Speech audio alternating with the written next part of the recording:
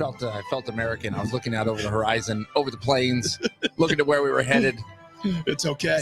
It's okay. This music just gets to me, guys. It's a good day to be alive. Yeah. Woo! I will say this, though. It is a tough day if you're a Padres fan because you are rolling off the inevitable. And it's what I thought would happen. You guys were like, well, no, this kind of feels like, the Padres are going to win against the Reds, right? And then they're going to really scuffle against the Yankees. But no. That's not what they do. That's not what they do. And I care to remind you now this morning why I said what I said. It's because the Padres stink against bad teams. The Reds were struggling. So my prediction came true because the Padres have shown us they cannot be competitive against bad baseball teams. My guess is they're going to come home and they're going to be all fired up to beat the Yankees and get back to 500 after getting swept by Cincinnati. And so far, the prophecy is coming true. Yeah, I wouldn't disagree with you, except I did yesterday. I thought they would come out and win against the Reds. In fact, I thought they'd come home with a winning record. Now I'm not so sure. I don't know. I mean, where do you go here with this? This is the same Padre team that we've seen the past 50 games, the same Padre team we've seen the past 162 before that. You win a couple, you lose a couple, you lose a few more, then all of a sudden you go on a heater and you hover around 500 until we get to the end of the season. And we're over here crossing our fingers that at some point they can get hot. However, my guess is they probably don't. Probably stays about 500. What was nice about yesterday was it was a quick game. It felt like it went by really fast. It started at 3:40, which was a little later in the afternoon. So a lot of our listeners probably didn't catch most of this game if you got home for the last few innings, but it was done by around 5:45. So you look at how quickly that game moved. Started at 5. Was because the Padres could not hit more than a single.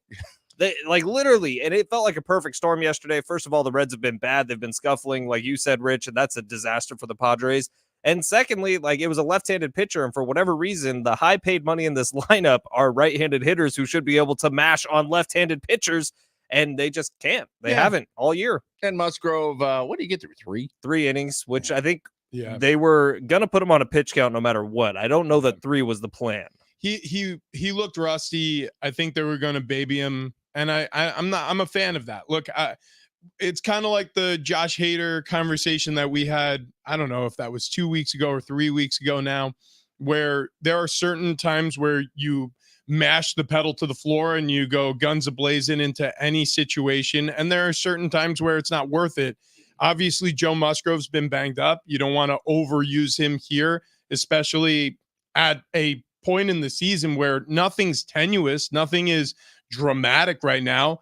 It's just get him back, get him acclimated, have a strong arm in your rotation into the future. I'm not worried about May. I'm worried about the fall. So we're not even into the summer months yet. So I think that usage was appropriate. The problem is the offense provided close to 0 non-competitive at-bats. And when you're not competitive at the plate, when you're not taking good turns, this is what it looks like. You're going to get beat by a very lowly team who eked out runs against your starting pitcher who's easing his way back. Which, by the way, he gives up 2 runs over 3 innings. The bullpen did their job. Bullpen looked great. The offense should be able to muster 3 runs.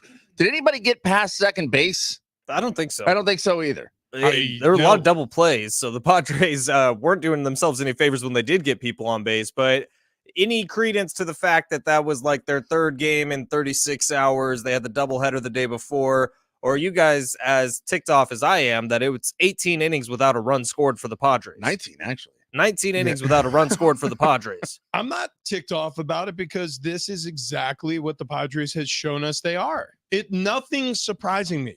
What would surprise me if they went out there and they beat the ever-living dog out of the Cincinnati Reds. That would surprise me. I mean, it would be a positive surprise, but the fact that they went out there and struggled, I expected it. We were literally having this conversation at this time yesterday that I think they're going to go out and do exactly what they did because this is what the Padres do. Now, listen, when it comes down to this season and what I feel about the Padres overall, is they're stuck in a mode that isn't going to help them have success. If they stay this way the whole season, this is going to be the story of the season. A lot of talent, very disappointing up and down season, right? But if they do hang in there and they hover around 500, this will all be forgotten if they figure out how to put this all together in the second half. And that's my hope. And we've talked about this. I'm optimistic about this season. There's too much talent on this team for this team to struggle all season long. Now, if they get hampered with injury, if they're unlucky in that way, yeah, boy, this could be an awful season. But I'm going to remain optimistic for now. I'm glad. And I think that's the route a lot of Padres fans should take because, look, if the fact of the matter is if Fernando and Manny don't start hitting, then it's going to be a long season, and this could get a lot worse. Like, you cannot rely on Jurickson Profar and Jake Cronenworth to be your best hitters. You just can't do it. Now, Arise being added to this team helps a lot, and he has been everything as advertised so far. He's on base all the time, and every time you look at the Padres game, Arise is somewhere on the bases. Yesterday, it was at first base a lot. And so, but then when you look at who's behind him, supposed to do? Fernando Tatis Jr. and Manny Machado, if they don't start hitting lefties, which when it's a lefty on the mound, you're relying on those two guys to provide the offense, you're just in a lot of trouble for the rest of the season because guess what? Once you get to the postseason, guys will figure out and teams will understand that this team cannot hit left-handed pitching. And if you can't hit left-handed pitching, you effed. Yeah, I know. I mean, did you look at this game singularly, or do you take a couple steps back and look at the season? Because if I get real close and look at this game, I look at the Padres going, they're hopeless. But when you step back, it's just like you said, Rich. I mean, this is who they are. They win some, they lose some, and they stay around 500. And here we are. So it was one of those Padre games where there's no offense, and we've strung together a couple now. Is today the turnaround? I will point out that Mike Schilt, he did confess something during his post-game press conference that you don't often hear Schilt talk about. Now, as the manager of the Padres, I think he has a pretty good beat on this clubhouse, and I think he understands that maybe he needs to shower them with praise, and that's the sort of sensitive sensibilities of these Padres players that they're not going to do well with criticism, and I think that's probably largely true.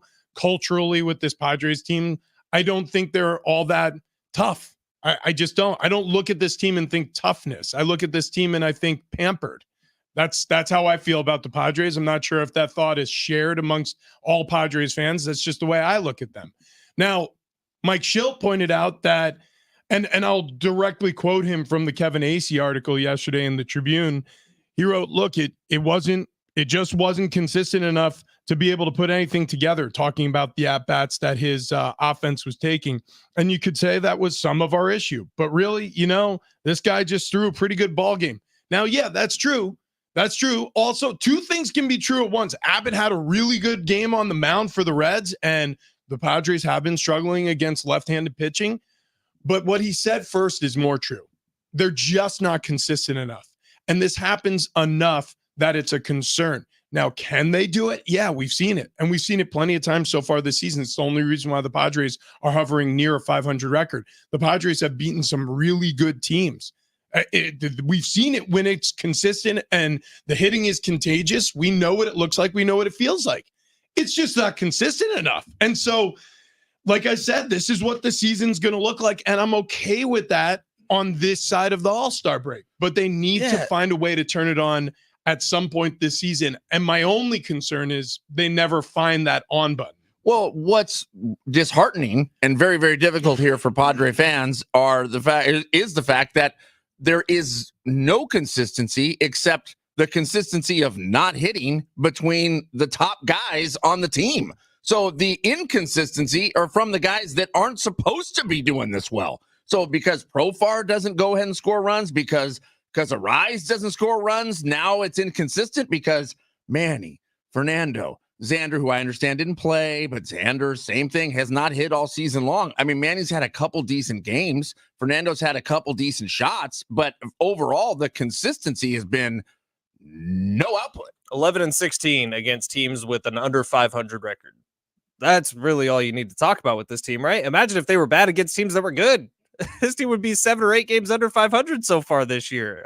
These statistics need to be flip-flopped. You need to be beating the Reds. You need to be beating the Rockies. And then if you drop a couple to the Yankees this weekend, it wouldn't matter. But the fact of the matter is, this is where the Padres are. Well, but I will turn that around because they are 14-10 against teams with winning records. Yeah, but they're 11-6. Or I understand what that, but I'm saying, like, you just made that point, and here, but there's contrast to that. It's not all bad, and that's the reason why this team, they're not out of the running for anything yet. I mean, including the division hasn't even, it sounds ridiculous to even mention this. The Dodgers are the Dodgers, but the division isn't even out of the question yet. Everything is still in front of the Padres. This is a very talented baseball team. They just haven't played like a very talented baseball team virtually in any of the regular seasons outside of the pandemic years since AJ Preller has been the general manager, and that's been about a decade. That is the reality of the situation. And I don't know if it's all AJ Preller to blame, but if you look at the culture of these baseball teams, led the majority of the time he's been the general manager, either A, by a very untested young manager, or a manager who's got some veteran experience, who's been parachuted in to take over a struggling club like Bob Melvin or like Mike Schilt currently. It's been so inconsistent with the messaging at the top, or really inexperienced from the messaging from the top. And it's seemingly at any point, once a manager really got his sea legs, like Andy Green or Jace Tingler for that matter, they got gone because AJ Preller needed to change something in order to keep his job.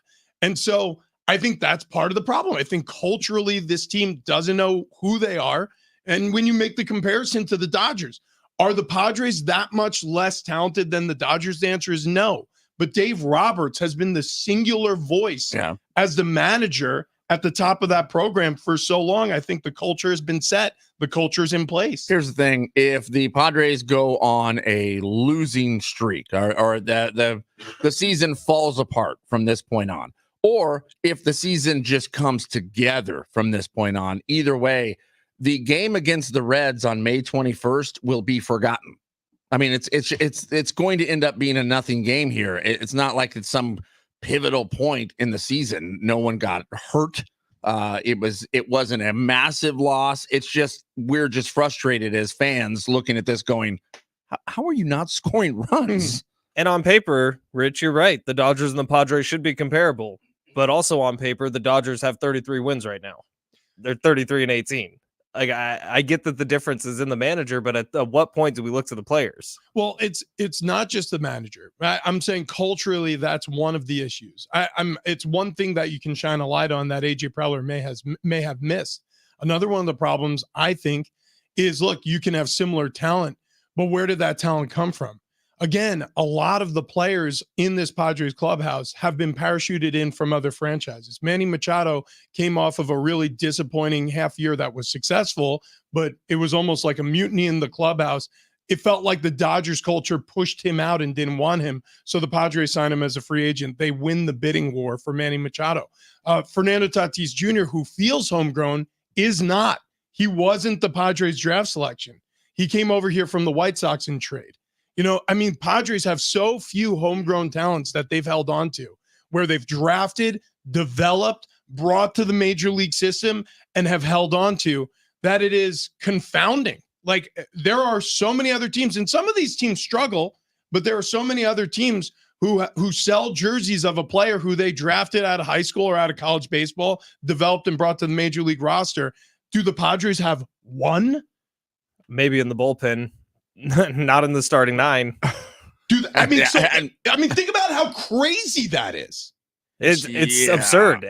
But you think about the Dodgers, like, obviously Freddie Freeman, Mookie Betts, and Shohei Ohtani all were parachuted in, but they fit the culture because when they get parachuted in, they're welcomed by guys who were homegrown. And there has to be a balance, and there's zero balance with the Padres right now. But 25-26 through 51 games into the season, probably about where I expected them to be record-wise at this point. Not how I expected them to get here. That's actually a great question. Are the Padres where you thought they would be?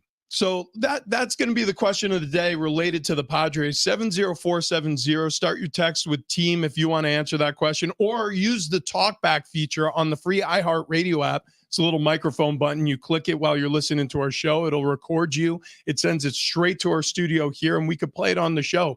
Answer this question. Are the Padres record-wise, and from what you've viewed this season, where you thought they'd be at this point in the season. Love to hear from you this morning. Big Rich, Didi, and Fletch with you. And we've got a great giveaway. Jordan Davis bringing his damn good time tour to Gallagher Square at Petco Park. Tickets and info at Ticketmaster.com, or keep listening to win those tickets. We're going to have a halftime for you. And in a little bit, we're going to talk about a competition in the NFL that nobody thought the underdog would win. It may have already been won.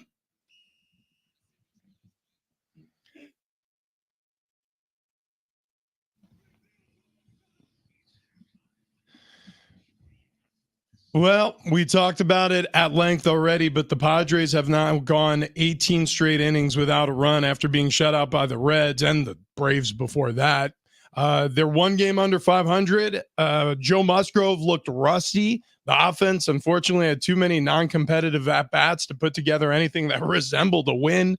However, they still have 2 more games against the struggling Reds. So first pitch today, 3:40. Michael King will be on the mound for the Friars. The NBA has announced their all-defensive team for the 2023-24 season yesterday, with the Minnesota Timberwolves center and defensive player of the year, Rudy Gobert, leading the way as the only unanimous selection. That selection is the 7th for Gobert. He also ties the NBA record with his 4th defensive player of the year award this season. But Victor Wembanyama, the San Antonio Spurs rookie phenom, is now the 6th rookie in NBA history to make the all-defensive team. The San Antonio center has become the first player in NBA history to make the league's all-defensive first team as a rookie. So congrats to the alien. Look, it is really difficult to do what he's done. He came from a different country. He's a French-born player. He played in a different type of basketball.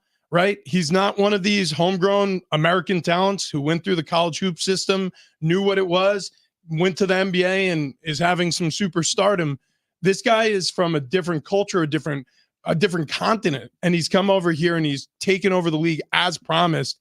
He's one of the greatest players we've ever seen start his career as an NBA. And 20 years old, you have the weight of the world on you because, I mean, the NBA is kind of leaning on you. You've got the superstardom before you're a superstar. Yep. And he's handled it. Yeah. He's handled it. I mean, it's been very impressive. He's a fun watch. He's a great addition to the NBA. Keep your nose clean, buddy. That's what you got to do. Stay away from Britney Spears. Yeah, stay with Britney Spears. No guns in social media. Yeah. Do you guys remember that though? I bring it up, and it's almost like an afterthought now. But one of the first experiences Victor Wembanyama had after the NBA draft was that Vegas situation where Britney Spears' bodyguard or his bodyguard shoved Britney Spears at the Wynn or something. It was out there in Vegas. And all of a sudden, everybody was like, before the season started, right? They're like, aren't the Spurs playing basketball right now? Why is he in Vegas? Yeah. And then also, what the hell is Britney Spears doing? And then she shows up on Instagram. She's like, yeah, so I was just really interested because he was really tall and I'm a huge basketball fan. I recognized an athlete in my hotel lobby as I was heading down. Later, went to a restaurant at a different hotel and saw him again. I decided to approach him and congratulate him on his successes. And that is when the security team, it cuts off. But I'm pretty sure you're right. They shoved one of her security guards, or shoved her. Her. Yeah, like you can't get close to, like stiff armed her in the face because she was like running up to him. Yeah, and like, you know, people were like, "Oh my God, how could anybody hit Britney?" And it's like, okay, hang on a second. Have you guys seen her Instagram account? Like, she's a dual knife wielding belly dancer in her underwear. Like, if she was taking a run at me in a lobby of a hotel or outside a restaurant, and she's wearing dark glasses and she's charging my 7'6" athlete who just got drafted first overall in the NBA, yeah, I might stiff arm her too. She deleted her Instagram account. I was very sad, and then it came back hours later. Yeah, and then when you're talking about dancing around in her underwear, her last post, no underwear. Yeah, no, none needed, honestly, as it turns out. Did she do Get Ready With Me's?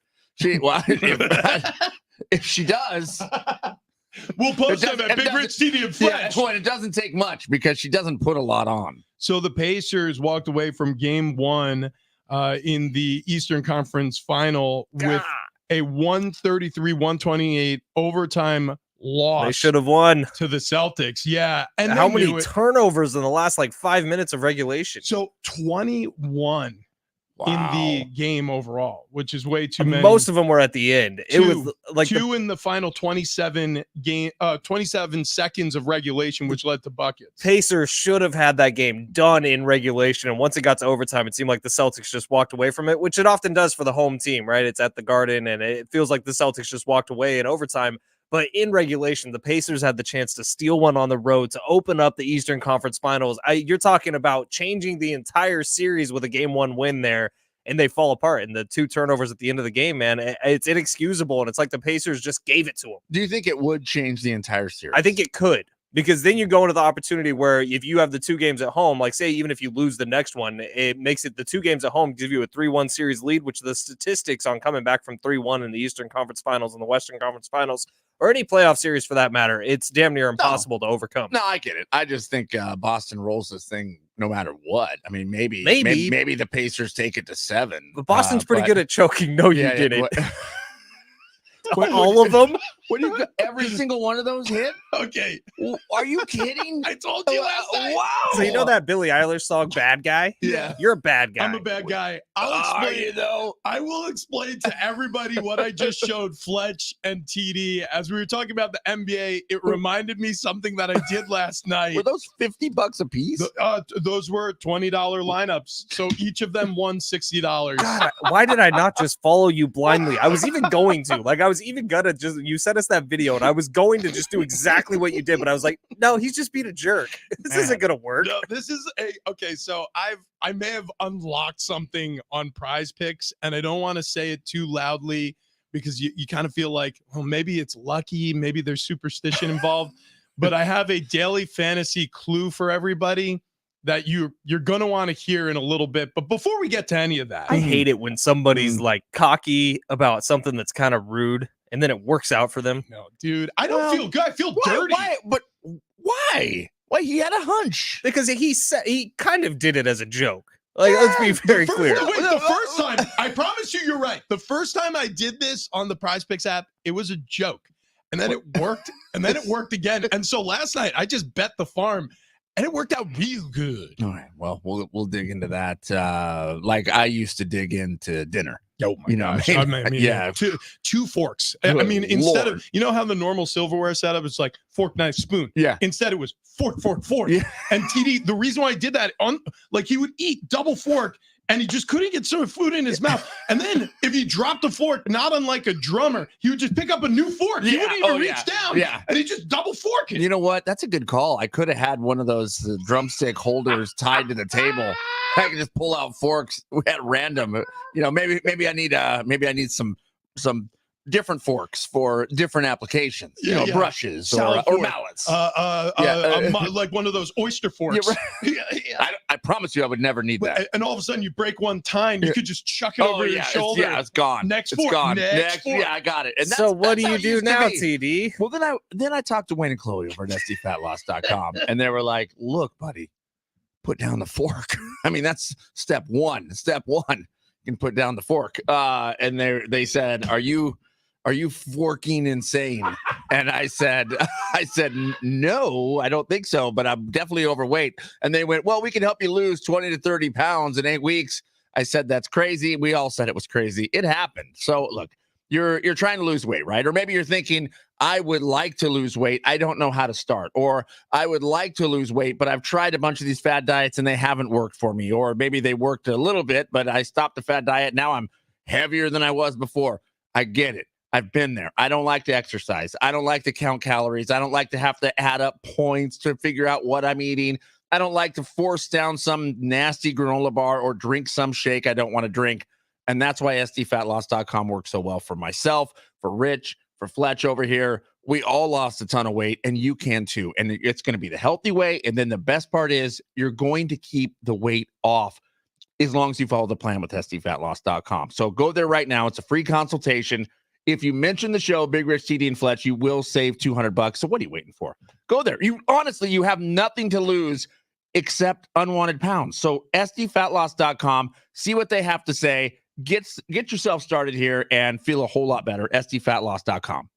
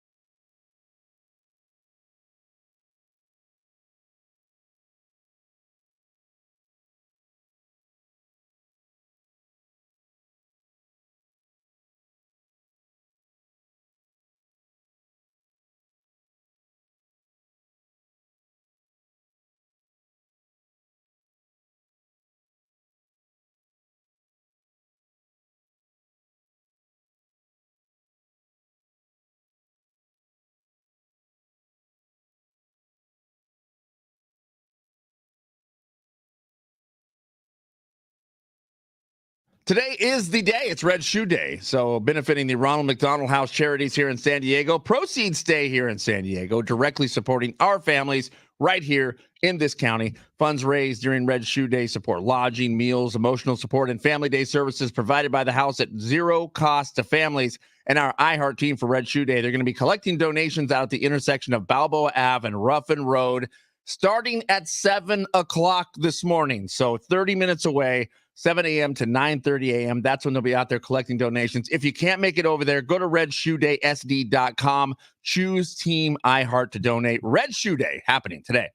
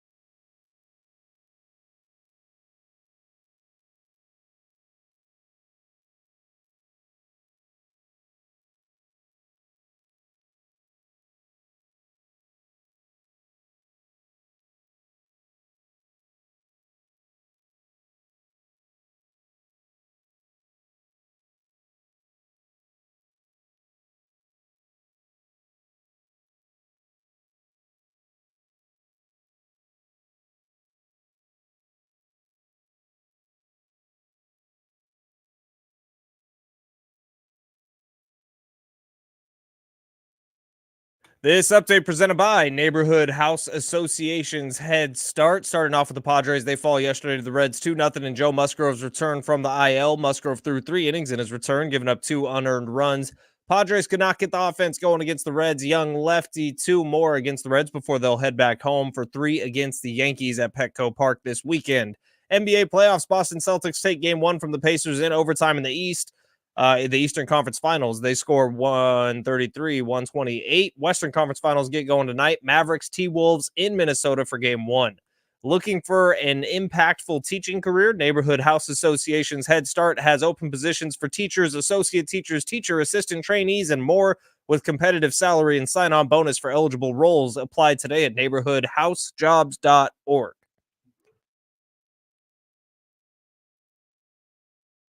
Big Rich TD and Fletch, San Diego Sports 760. Bonus bucks for you. Win $1,000.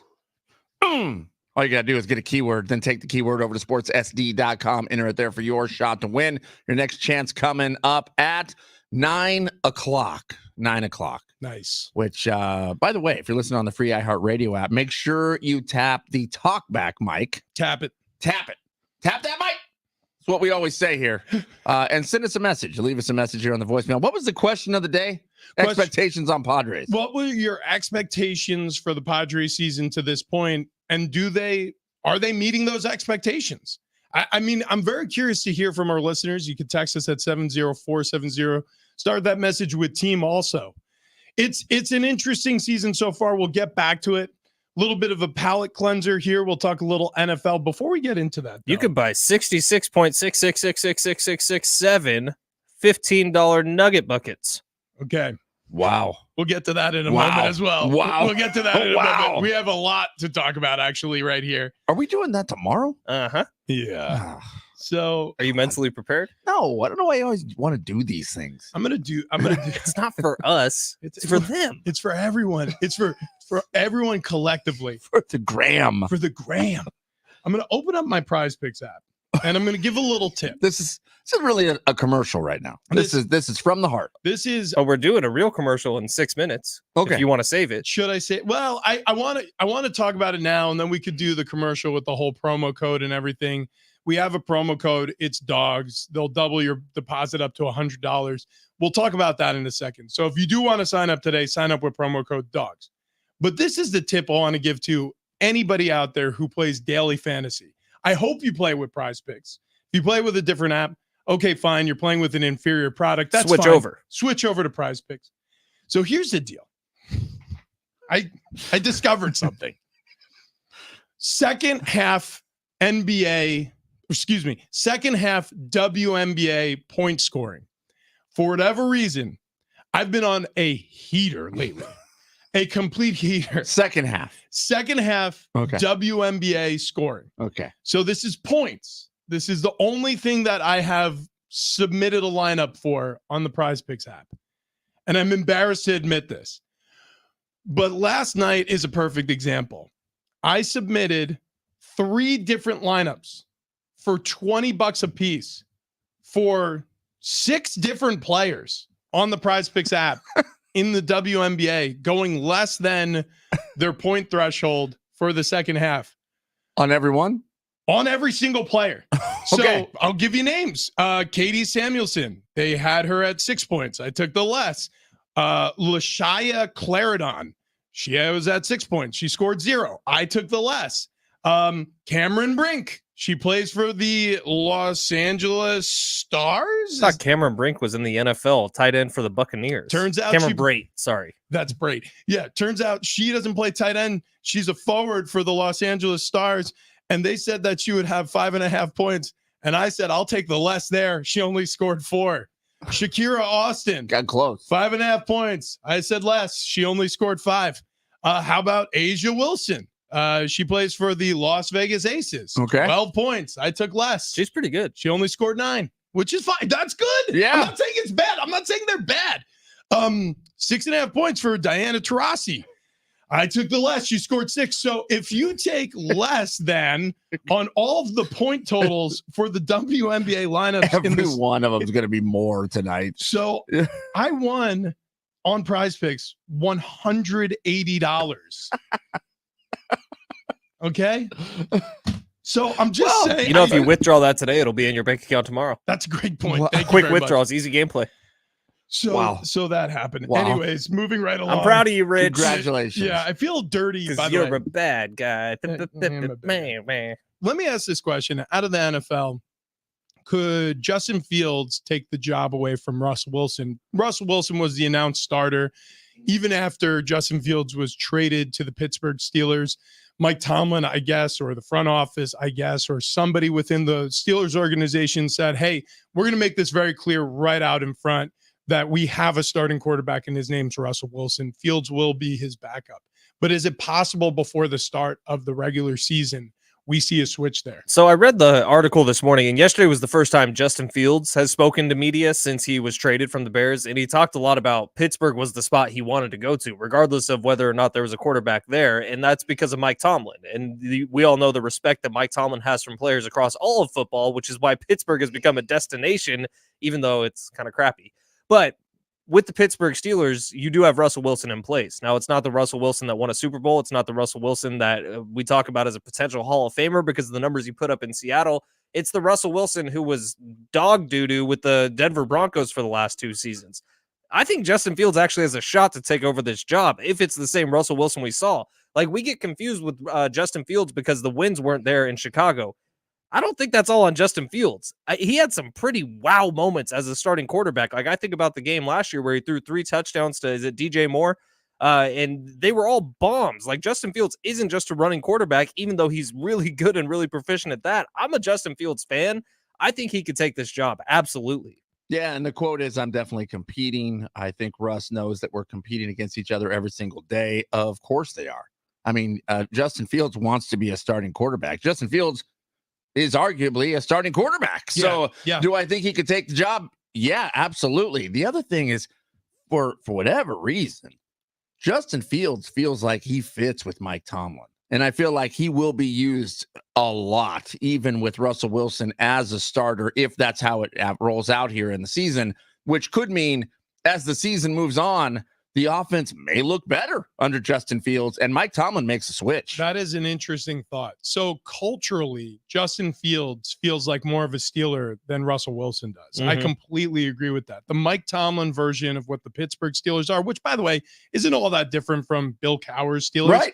Toughness, defense, running game, good enough quarterback play, exciting, athletic quarterback play. We saw that during the Roethlisberger years, especially the younger Roethlisberger years. Yeah, like Justin Fields is kind of a younger, more raw example of what Russell Wilson used to be. And to be perfectly honest with you, he's more elusive because he's a better athlete. So, yeah, I mean, if we're going to answer this question with a definitive answer, like whether or not it's possible, it absolutely is possible before the start of the season. Justin Fields could be the named starter. And game one for the Pittsburgh Steelers, which I don't even know where it is. I know at first I thought it was going to be in Sao Paulo, but that's the Packers against the Eagles. Oh, I got you. Who's the Eagles' first opponent? The Falcons. Falcons. Is it at home in Pittsburgh? In Atlanta. And then they go to Denver, and then they're home against the Chargers. So, yeah, I mean, let's put it this way. At very least, before the Steelers get to see who's going to be their starting quarterback in front of a home venue, a home crowd, I could very easily see Justin Fields being the starting quarterback. And here's the other thing. Who do you think is going to get all the reps in preseason games? Russ is going to get some, but not a lot. It's going to be a lot of Justin Fields in their 3 preseason games, which is against the Texans, the Bills, and the Lions. And so the Steelers will have and Steelers fans especially, who are diehards, who are crazy people, who will watch every second of these preseason games.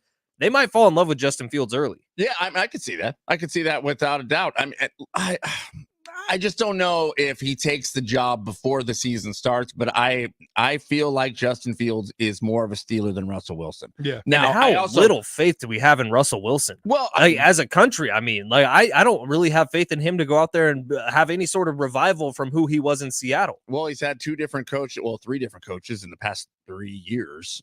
So it's been a little rough as you watched him tail off here. Maybe Mike Tomlin does something to fix him. Maybe he utilizes him correctly and he comes back and has a bounce back year.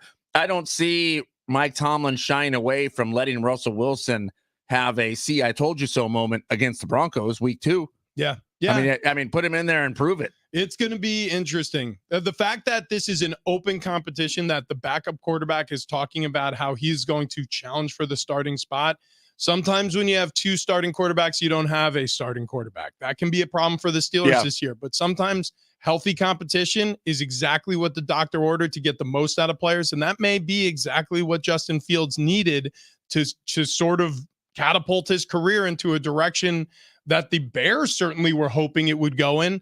And now the Steelers have him, and they have a hungry dog, and hungry dogs run faster. Well, that is the name of the game. And as the Steelers go, I have more faith in a Steelers team and a Steelers franchise to put something together that would work for Justin Fields than I do for the Bears. All right, coming up next, it's funny.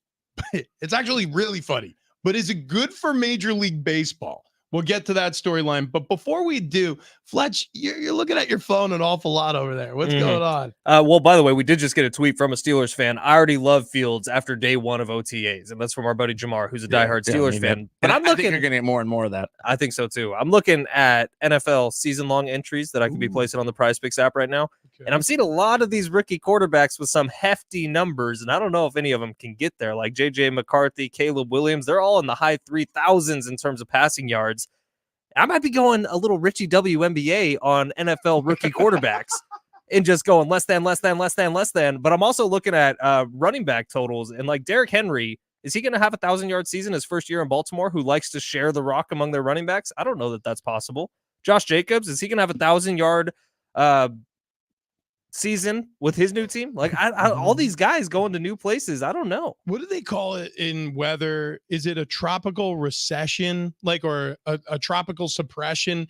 I feel like Baker Mayfield out in Tampa Bay, Florida, I feel like, where it's stormy weather, sometimes a little lightning. I feel like lightning is probably only going to strike once there. So my NFL season long on Prize Picks, I'm probably taking the less than 3,650 yards and a half for Baker Mayfield. I might this do a season. hefty NFL season long entry on Prize Picks. I did one on baseball. I did an $80 one on baseball. I might go 200 on the NFL. Ooh. Try to really get some bang for my buck. Well. But that's what I love about Prize Picks. It's not just like what are the Padres going to do a little later today. It's not just what's happening in the WNBA. And if you want to be a jerk like Rich, just take less than all over the place. Well, And Prize Picks has works. everything, man. You can look forward to this NFL season, which doesn't start for another like 3 months. But if you want to get excited about it and hear those horns playing in your head, do it now on Prize Picks. Download the app today. Use promo code DOGS, DOGS. You're going to get a first deposit match up to $100. And I see Rich right now literally placing another WNBA entry as we speak. Yeah. Okay. So I had 3 lineups in the WNBA payout big for me last night. 3 separate lineups, which included every single player I selected in the second half of their games going less than their points. I feel dirty about it, but I also won $180 last night on the Prize Picks app just by simply clicking buttons. It's super fun. When you sign up with Prize Picks, which is the #1 daily fantasy app in all of North America, 5 million subscribers strong, sign up with promo code DOGS. That's DOGS, dogs, woof, dogs. You're going to have your first deposit doubled up to $100. My first deposit was $100, so I got 200 to play with. But if you only put in 10, who cares? That's matched. You get to play with 20 instead. $50. Maybe that's what you have. 50 turns into 100. It's super easy. Download the app, sign up with promo code DOGS. The sign-up process took me 2.5 minutes, and I've been off to the races ever since, just hitting and winning and winning. And all I've done is withdraw. I have not deposited more money except when Prize Picks said, oh, we're doing another match, another $100 match. And so, like, if you go to the Prize Picks app today, deposit the money, and you got the skills, you could be withdrawing like crazy. And like Rich, like I told you, if you withdraw that $180 that you made yesterday, you would have that money in your bank account tomorrow. It's awesome. It's absolutely awesome. Prize Picks, pick more, pick less. Ba-da-ba-ba-ba, Prize Picks. It's that easy. It's that easy.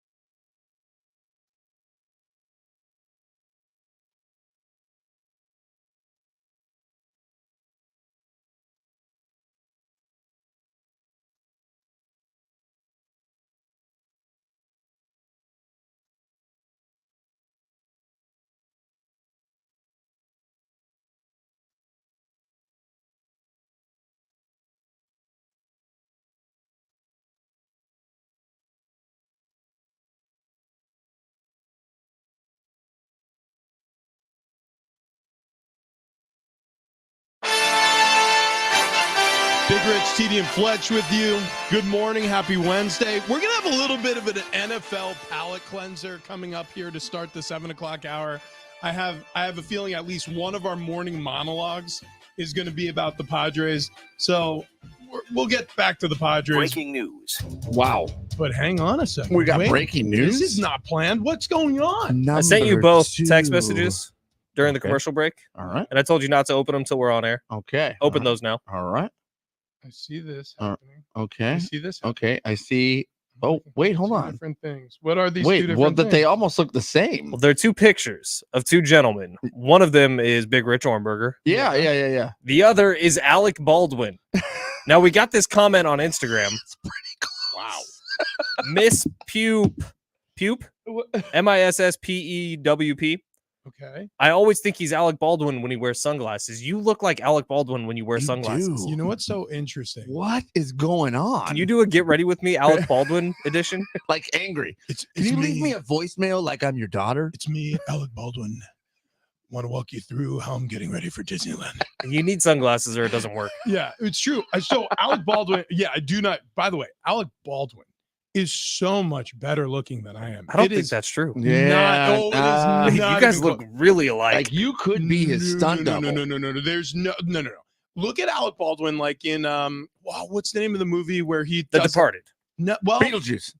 actually, he's good looking in every movie. He's good looking in every. But I was thinking of Glenn Ross. Is that the name of No, it? that's not the latest one with No. the gun, is it? No, that's called Rust. Rust. Oh, And I don't think that movie will ever come out. Shocker. It's the one where he plays the salesman who is sent to a group of salesmen to whip him into shape. oh, the ABC always be closing. Always be close. I think the name of the movie is Glenn Ross, or maybe that's the name of the sales firm that he's going to like yell at. But either way, he is staggeringly, distractingly handsome in that movie. Okay, you're just calling yourself staggeringly and distractingly handsome. Because that's real cool, No, Rich. hey, It's like no. if we compare you to an actor, then you talk about how hot he is. You realize that's just you calling yourself hot. No, stop it. Stop it. It's like, oh, TD looks like Ryan Gosling today. He does. Oh but, my God. but he does. He really does.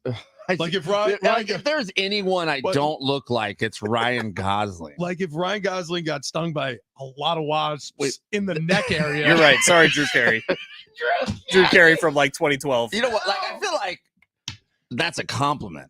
Like if you call me Ryan Gosling, I'm like, why are you making fun of me? Yeah, actually, That's weird. I think in terms of like who I would rather hang with, Drew Carey wins by a landslide. Drew Carey, Kevin James, Ryan Gosling. Drew Carey. Okay. Are we playing Marry One, Kill One? Well, I'm banging Drew Carey. Obviously, he looks like he'd be a very. You don't want to marry Drew Carey? Good point. He Actually, did this weird monologue the other day talking about seeing fish at the Sphere. Oh, it's hysterical. It's It was hysterical, amazing. but it's a little off-putting. No, not at all. So Drew Carey is actually a dirty comedian who cleans up his act to do and host a show. Same way Steve Harvey did. Steve Harvey is a dirty comedian who cleans up his act to be Judge Steve. Dude, I love Steve Harvey. Oh, like he's I awesome. love him. I He's love awesome. him. Yeah. He's so good. Oh, completely forgot because that's so. Listen, I do not look like Alec Yes, you Baldwin. do. Oh yeah, you do. By the You way, really the movie is called Glengarry Glen Ross, which I've never even heard of the title. You need to watch that movie. I know you've seen the scene. I know the scene. You've got to watch the movie. Wow. Was that were we done with the show? Yeah, no, I forgot. Oh, Hang on, because Rich has to read something here. I will, and I promise I will. Colin Coward and the Herd's up next. Boy, Wow. thanks for That flew listening. by. San Diego Sports 76. Topps is making a trading card of a fan being smashed in the face by a Dude. foul ball off of Bo Bichette's bat. It's a lot like, Is this hey, a good idea? Yeah, I asked for a raise, and instead you were like, I can't do that, but we'll have pizza. And so they brought pizza in. I got hit in the face with the ball, and they went, hey, instead of you suing us, what if we make you a baseball card with your gigantic bulbous forehead Ooh, talk to me more about Bulbous. on the card? Is this a good idea though? Like, is this what the league wants now? I don't know if it's a good idea, but Caleb Dale will be purchasing said card. Yeah. Oh, Oh, I God. forgot Well, about they this. only made 110 of them, and they gave them Oh. all to the girl that got hit in the head with the ball. And It's bad. Yeah, look at the shiner she had good after getting. Lord. Look at that thing. Look at that. The forehead. Oh my gosh. Yeah, it looks like she has a ball hidden under the skin of her forehead. What's crazy is if that was 2 inches around the side of her head, she could have been killed. Yeah, if that hits you in the temple, you could be toast. Done. Jeez. Yeah. Well, at least she has a keepsake. Yeah, which is nice. That's nice. Thanks, Tops. Yeah.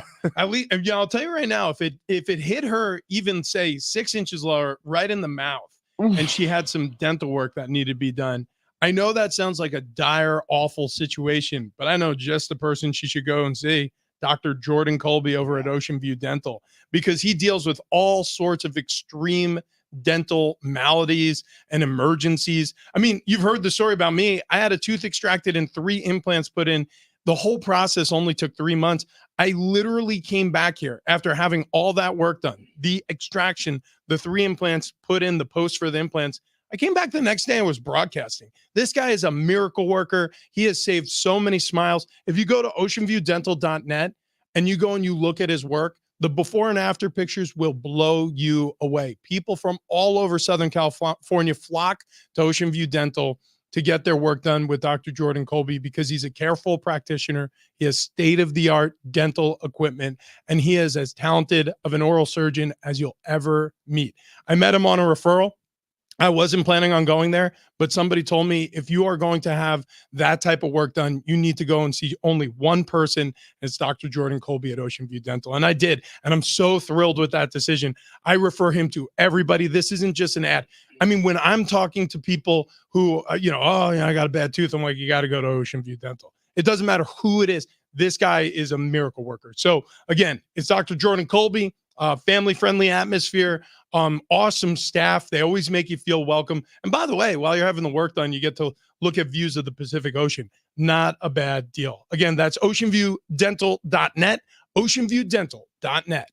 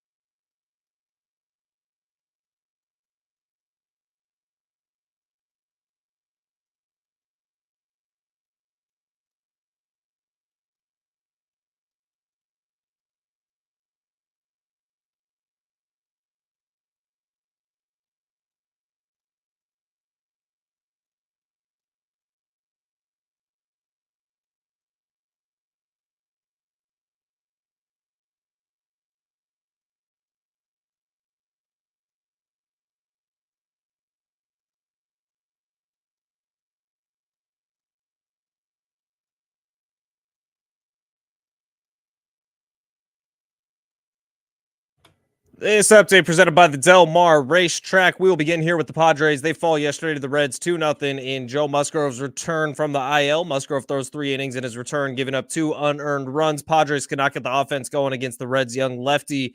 2 more against the Reds before the Padres head back home for 3 against the Yankees. NBA playoffs, Boston Celtics take game 1 from the Pacers in overtime in the Eastern Conference Finals. Final score, 133-128. Western Conference Finals will begin tonight. Mavericks, Timberwolves in Minnesota for game 1.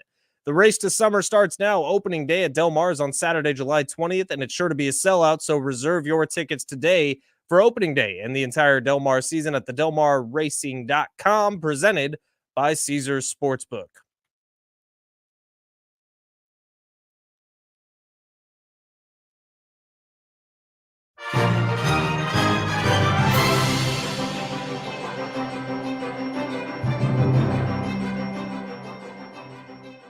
It's hour 2 on Big Rich, TD, and Fletch. Happy Wednesday to those who celebrate. Mike, I guess. Neither of these guys are in studio. I have no idea where they went, but we'll do the show here.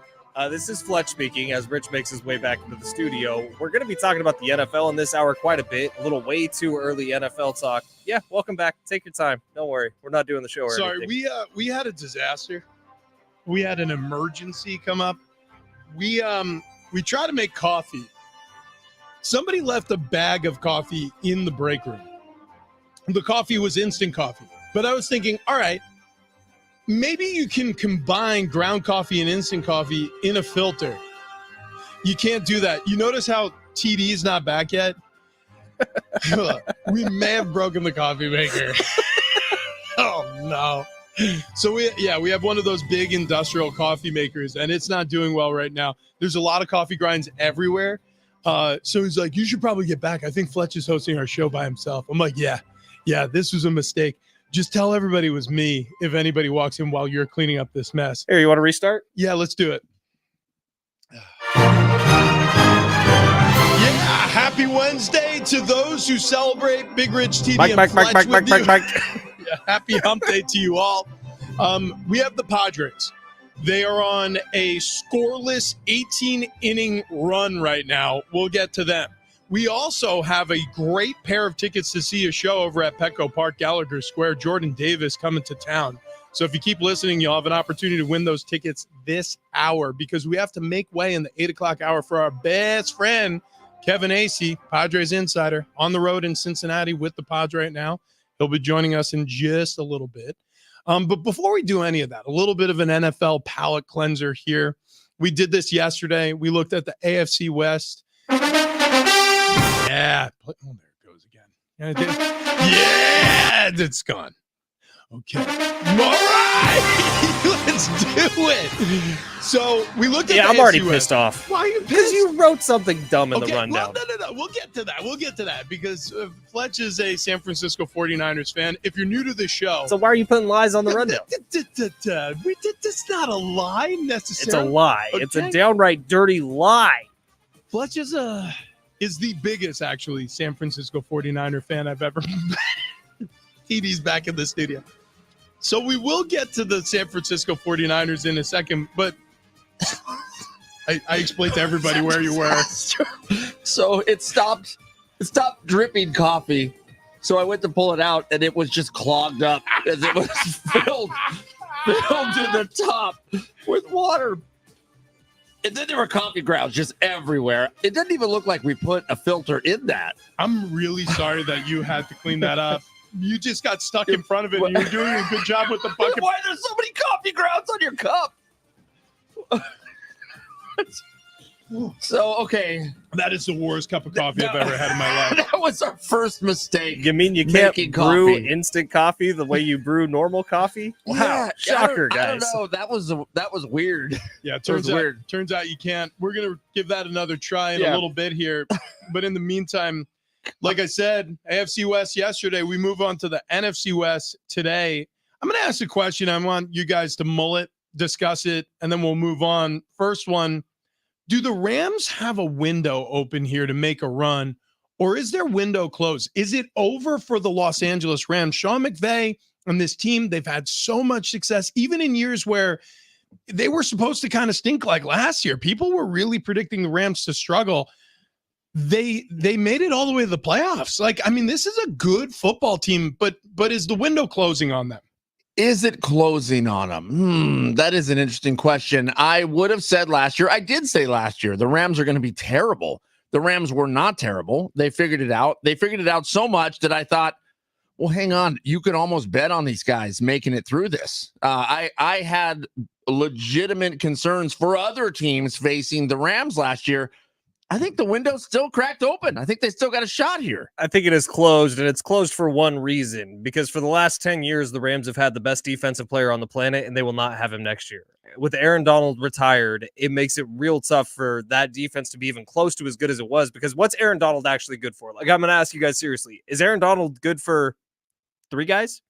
Like, will it take 3 guys to take the job of one Aaron Donald? Well, so it's funny you mentioned that. I have some faith in this front office. I think Les Snead is a really good talent evaluator. I think he's smart with his acquisitions, but it's impossible to replace Aaron Donald. And I'm not saying it's possible to replace Aaron Donald, but I like the 2 picks that they took. First overall pick, or I should say their first round draft pick, 19th overall, was Jared Verse, who's a defensive end out of Florida State. He was sensational. If you saw the Seminoles play last year, that guy was in the offensive backfields all year long. And then his teammate, 20 picks later in the second round, they got Brandon Fisk, defensive tackle out of Florida State. So they got 2 defensive linemen to replace the one Hall of Famer they just lost in Aaron Donald with his retirement. I'm pretty excited about this year's season for the Rams. I think they're going to be better than people think. Do you see the Rams are keeping his locker as is, because just in hopes that he might return? Yeah, don't take anything out of there yet. This kind of feels like J.J. Watt. It like he's retired, but he did say on Pat McAfee, yeah, if the Houston Texans call me, I'm going to come and play for them. If Aaron Donald. Really? Aaron Donald. You think? Like, listen, if the Rams are on a heater and they're like 9 or 10 wins rolling into the month of November. What if he comes out and he's just tiny? Like Aaron Donald just stopped lifting weights and all of a sudden he's shrunk and he's shriveled up like a raisin. Okay, question on the Cardinals. They stuck it out with Kyler. Was that the right move? No. I'd say yes. No. I think Kyler does have talent that I agree. And he has the ball passing ability that there's not 31 other people that have exactly what he has. Like, I don't think you're going to find a better starting quarterback than Kyler Murray going into this year, unless you were in the Kirk Cousins sweepstakes, which you never were because you have Kyler Murray. Adding Marvin Harrison Jr. feels huge. If he can come out and have a rookie performance like a Justin Jefferson, which is how people are talking about him, like he's going to be that good, I think the Cardinals actually could be just fine. I think they actually outpaced the Rams this year. I feel like the Cardinals need to hit a reset button. I mean, just a gigantic reset button. And look, the season's going to suck anyways, so why not let it suck while you try to put together something that's actually going to be good for the future? It feels like the Cardinals do so much trying to prop up something that's supposed to work continuously, and it doesn't. I think Kyler Murray is a bottom half quarterback as it stands. I don't have him anywhere near the top 10. I don't have him in the top half of this league. I think the quarterback position has gotten so much more talented over the time since he's been drafted that the trick of seeing Kyler Murray extend plays, run around in the backfield for a long time, and then heave a ball downfield to one of these tall pass catching receivers, the jig's kind of up. Like, it feels like the music stopped and the dancing has to stop too. Unless he sensationally improves in terms of his IQ and his acumen, pre-snap, reading the defense, understanding what's happening to him.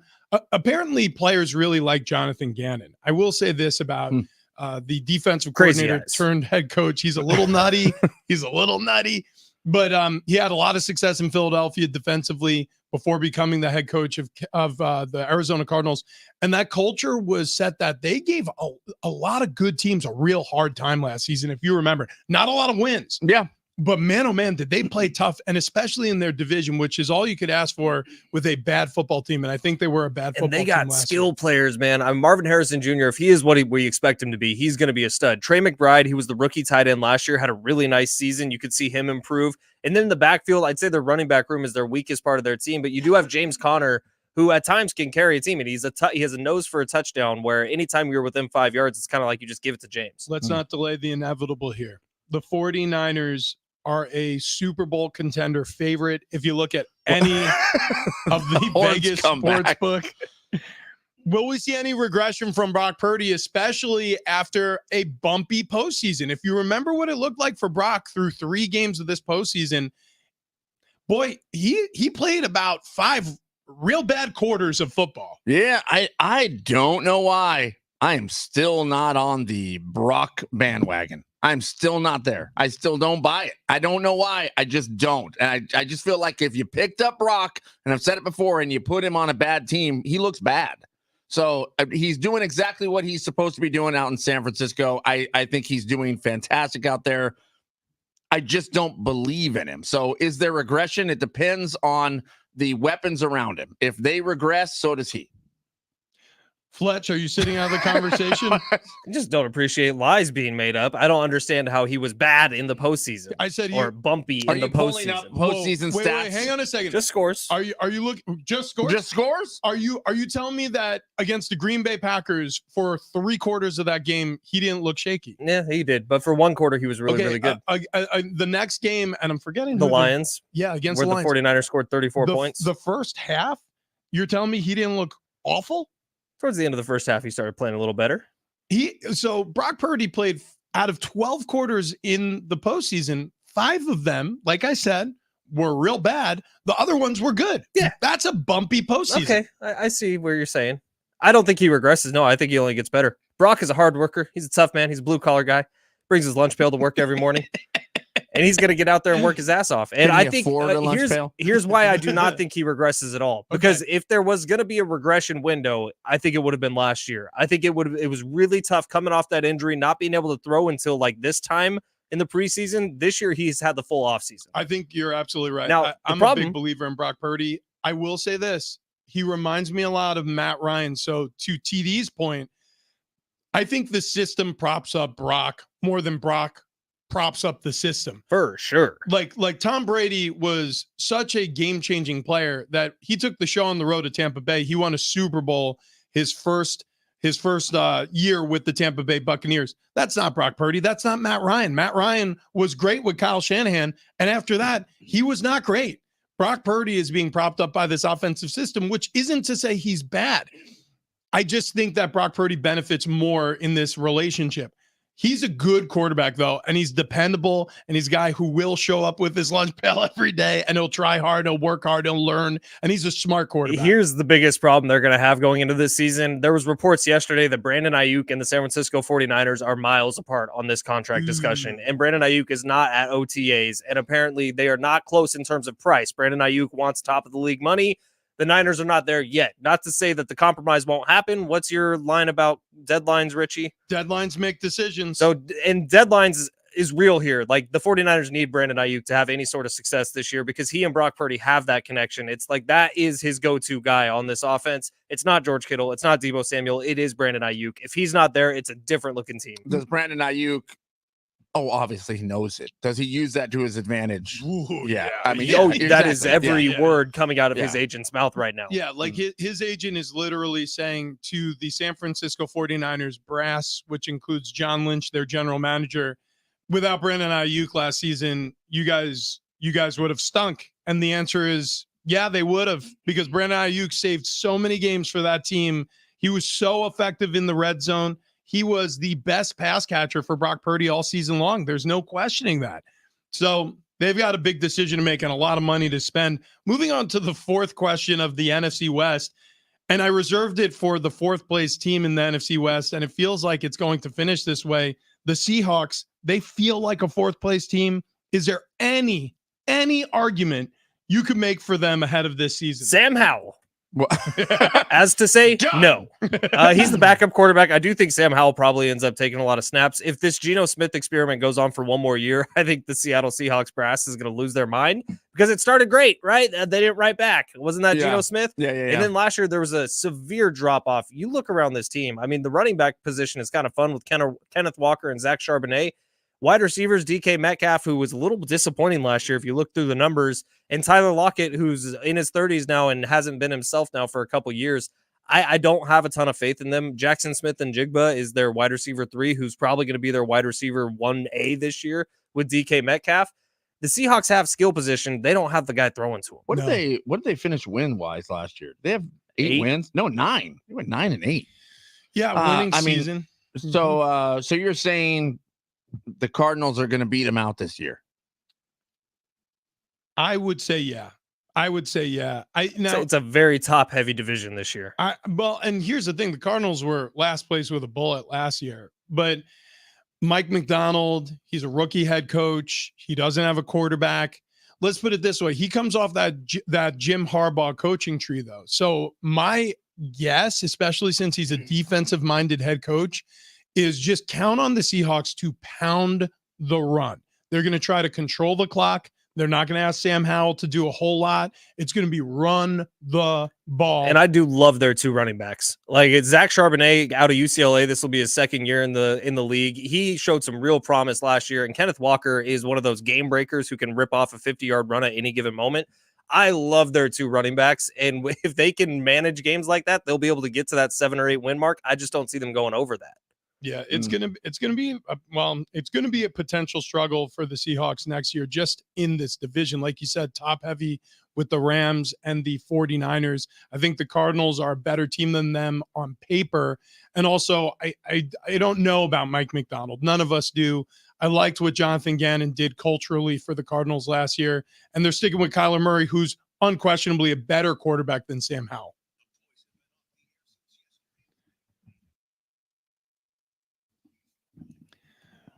I'll lead us off here because I had planned to ask this question before the show, and we sort of arrived there naturally. I'm going to ask this question again, and you could hit us up on the Talkback mic. It's on the free iHeartRadio app. It's if that's how you choose to listen to us. If you're listening to the station, just click that little microphone button. You could leave us a message. Are the Padres playing to your expectations so far this season? My answer is very simple. Yes. Yes. Coming off of last season, that was inarguably one of the most talented teams in baseball who horribly underperformed their talent. This season, they got less talented. Juan Soto isn't there anymore. Blake Snell is not there anymore. Josh Hader is not there anymore. Think about that. You took away an ace of your staff. You took away one of the best closers in baseball, especially when you look back at that 2022 year. And then you took away easily one of the best hitters this sport has seen in a very, very long time. So, of course, my expectations were less than they were for the 2022 season. They are exactly who I thought they would be. And so none of this surprises me. I'm just remaining optimistic that in the second half, culturally, this team can pull themselves together and they can become a playoff caliber team, because right now they are a 500 ball club, and that's exactly what you see is what you get. I don't disagree with any of that. I think you checked every box there. You're absolutely correct on every single aspect of that. The only thing is, do the ingredients this year somehow, as I look into that coffee cup with the ingredients in that, my God, do they somehow start to work together to create a better team than there was last year, even though you can say you lost talent from year to year? Possible. So it is possible. I mean, and some of the talent that they acquired or moved up, not too shabby. So, they're playing well. In fact, it's because of them that the Padres have a record that they're still meeting my expectations. Because if they weren't there, I would be saying the Padres are playing below expectations because the guys who are supposed to be getting it done aren't getting it done. All right, Fletchy, what do you got today? I think God's mad at me. What did you step on another acorn? No, but it is related to that. So yesterday I get home, and thank God this happens before or after I got home, but I get home and I'm done for the night. I had a bunch of errands to run yesterday, and when I'm home, I hear a very loud crack followed by a very loud slam outside, like literally 45 feet from the condo's door. And I'm like, what the hell was that? Well, I go outside. Our condominium has really nice handicap areas where I can roll down all the way to my front door. Yeah, sure. Mm-hmm. Not anymore. A giant tree fell all over the walkway. Like the giant, like thousands of pounds of tree is currently in the handicap walkway that I've been using to get up to my truck. Good. So this morning I had to crawl upstairs. How did it fall down? It just fell. You There know, was earthquakes yesterday. Yeah, there were. There Yeah. was like a 4.1 Richter scale earthquake somewhere near San Diego. Yeah, it was out near Anza Borrego, Ocotillo Wells area, felt all the way down into Mexico, all the way up into I Mexico. took a video. Let me show this to you guys. Wait, You can see what I'm talking of about. the tree. Yeah. It wasn't an oak tree, was it? I love how he starts this monologue with, I think God hates Yeah. me. Whoa, that is a That big is a big tree. Okay. Huh. All right, TD, what do you got for us for your morning monologue? Well, so Olympics. Okay, we got Olympics coming up in Paris this year. Usually, what? Paris. Oh yeah, that's right. Oh, bonjour. Usually, I'm not real excited about the Summer Olympics. I find the Winter Olympics more entertaining. Curling. Mostly, yeah, curling. I mean, curling is insane. But running around the track just doesn't do it for me. Understood. Except this year, with the sports they've added, I'm kind of in. Breakdancing. Skateboarding? Skateboarding, surfing, and breakdancing. Yeah. Breakdancing seems so weird and so awesome at the same time. I'm interested to see what this looks like. I'm also interested to see the different breakdancers around the world. I'm going to say something super pervy, and I know that this isn't going to be well received by a certain sector of our audience, but who cares? Look, the one thing I'm most excited about for the Summer Olympics is the thing that the I would say half the athletes lamented the most. The uniforms that the track stars are going to be wearing. All of the women complain that they're way too short, that they're way too form-fitting, that too much of their butt cheeks are going to be out on display. The pole vaulting, the track sprinters, the marathon runners, like all of them are complaining. Do you understand like how many more people are going to be watching the Olympics because of that? Look, I know it sounds sexist, and I know that it sounds like, oh yeah, you're just a guy. No, listen. I'm telling you, that stuff sells. Why do you think pop stars go on stage in their underwear now? Beach volleyball. Beach volleyball is the biggest sport at the Summer Games. Why? Because they've had the formula the whole way. Forgot that's in the games. Oh, yeah. Archery, artistic gymnastics, artistic swimming, athletics. Athletics? Is a Paris 2024 Olympic sport? Athletics? Athletics. What does that even mean? Sit and reach. The Oakland A's are moving to Paris. Badminton, basketball 3-on-3. That's going to be fun. Beach volleyball, boxing, breaking. That's breakdancing. Canoe slalom, canoe sprint. I'm in. But see, hold on. Canoe slalom and canoe sprint and archery are rarely shown on TV.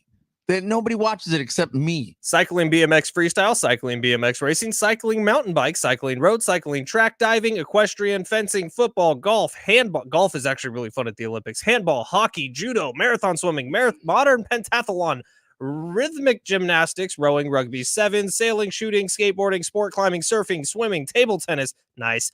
Taekwondo, tennis, trampoline, triathlon, volleyball, water polo, weightlifting, wrestling. What did you say? Climbing? I think that was the other one they added.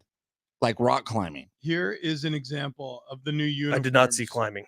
Okay, so these are on mannequins. Okay. Sport climbing. Sport climbing. But look at that. I mean, you know what? Honestly, Wait, I said it's kind of bathing suitish. Yeah, so all the track stars are going to be, the women are going to be wearing a bathing suit, and then the men are basically going to be wearing a singlet, which, by the way, doesn't leave too much to the imagination. So get ready with me. Yeah. So if you were at Big Ridge TD Fletch and you saw my Get Ready With Me video ahead of Disneyland, you get an idea of what the men are going to be wearing over at the Paris I seriously Olympics. want to know what athletics is. It just says athletics. Do a little research. I'll look it up while you do a read. Yeah, here, I want to talk to everybody about my friends over at Golden Triangle Plastic Surgery, the Man Zone. You've heard me talk about this before, but this has been a complete turnaround for me.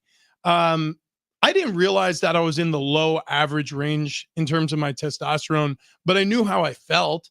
I knew that I was struggling getting to the gym, getting workouts in. And I thought that was just because, all right, I'm nearing 40 and everybody talks about it. You start to slow down a little bit.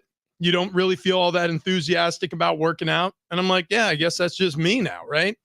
Also, I wake up feeling sluggish every day, wake up feeling kind of like I'm in a funk until I fall back asleep and just hope tomorrow's a better day. And it's usually not, just in terms of your attitude, your positivity about facing all the things you have to do, getting over that initial inertia, like you just feel kind of stuck in your spot before you start the momentum of a new day. all those things were having an effect on how I felt throughout the day. And I didn't realize any of those things could be related to lower testosterone. But that's exactly what I discovered. I went over to the Man Zone, got my testosterone levels checked, and then I got on TRT, testosterone replacement therapy, which I strongly suggest you do with a trained and well-practiced doctor. And that's exactly what you get with the doctor and the staff over at Golden Triangle Plastic Surgery, the Man Zone. Dr. Roy David is a double board certified plastic surgeon. He's the type of person who takes special care with all of his patients, and his staff is great. So I go over there, I start this testosterone replacement therapy, and it's been like a 180. It's a complete game changer for me. I feel great waking up in the morning.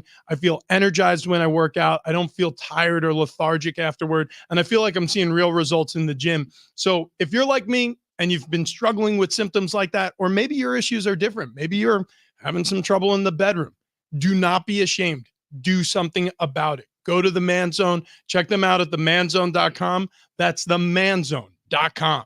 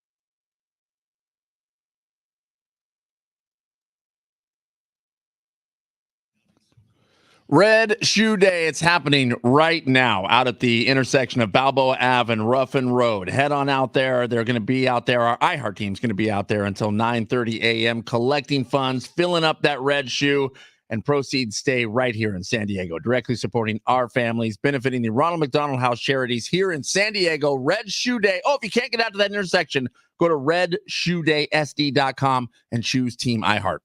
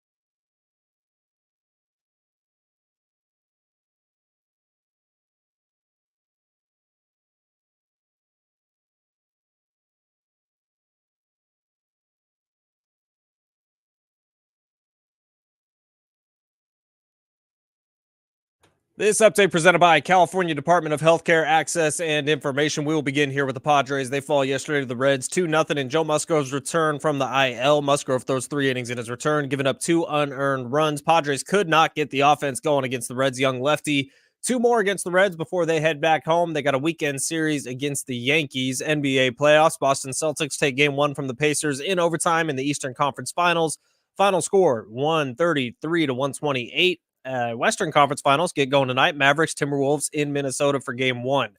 Mental health, social work, and child welfare professionals step into the role of a certified wellness coach and help children and youth lead happier, healthier lives. Learn more at cawellnesscoach.org, supported by the California Department of Public Health Access and Information.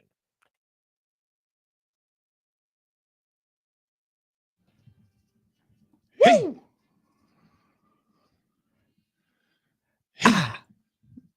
This is the sweet sounds of Jordan Davis. Royalty-free Jordan Davis right now. He's bringing back his Damn Good Time Tour to Gallagher Square, Petco Park. Tickets and info at Ticketmaster.com, or just keep listening for your chance to win those. Concert happening Friday, May 31st, right around the corner. Was not Jordan Davis? No, it is. Okay, that's what I thought. I'm laughing at Alec Baldwin over here. What'd I do? What? What?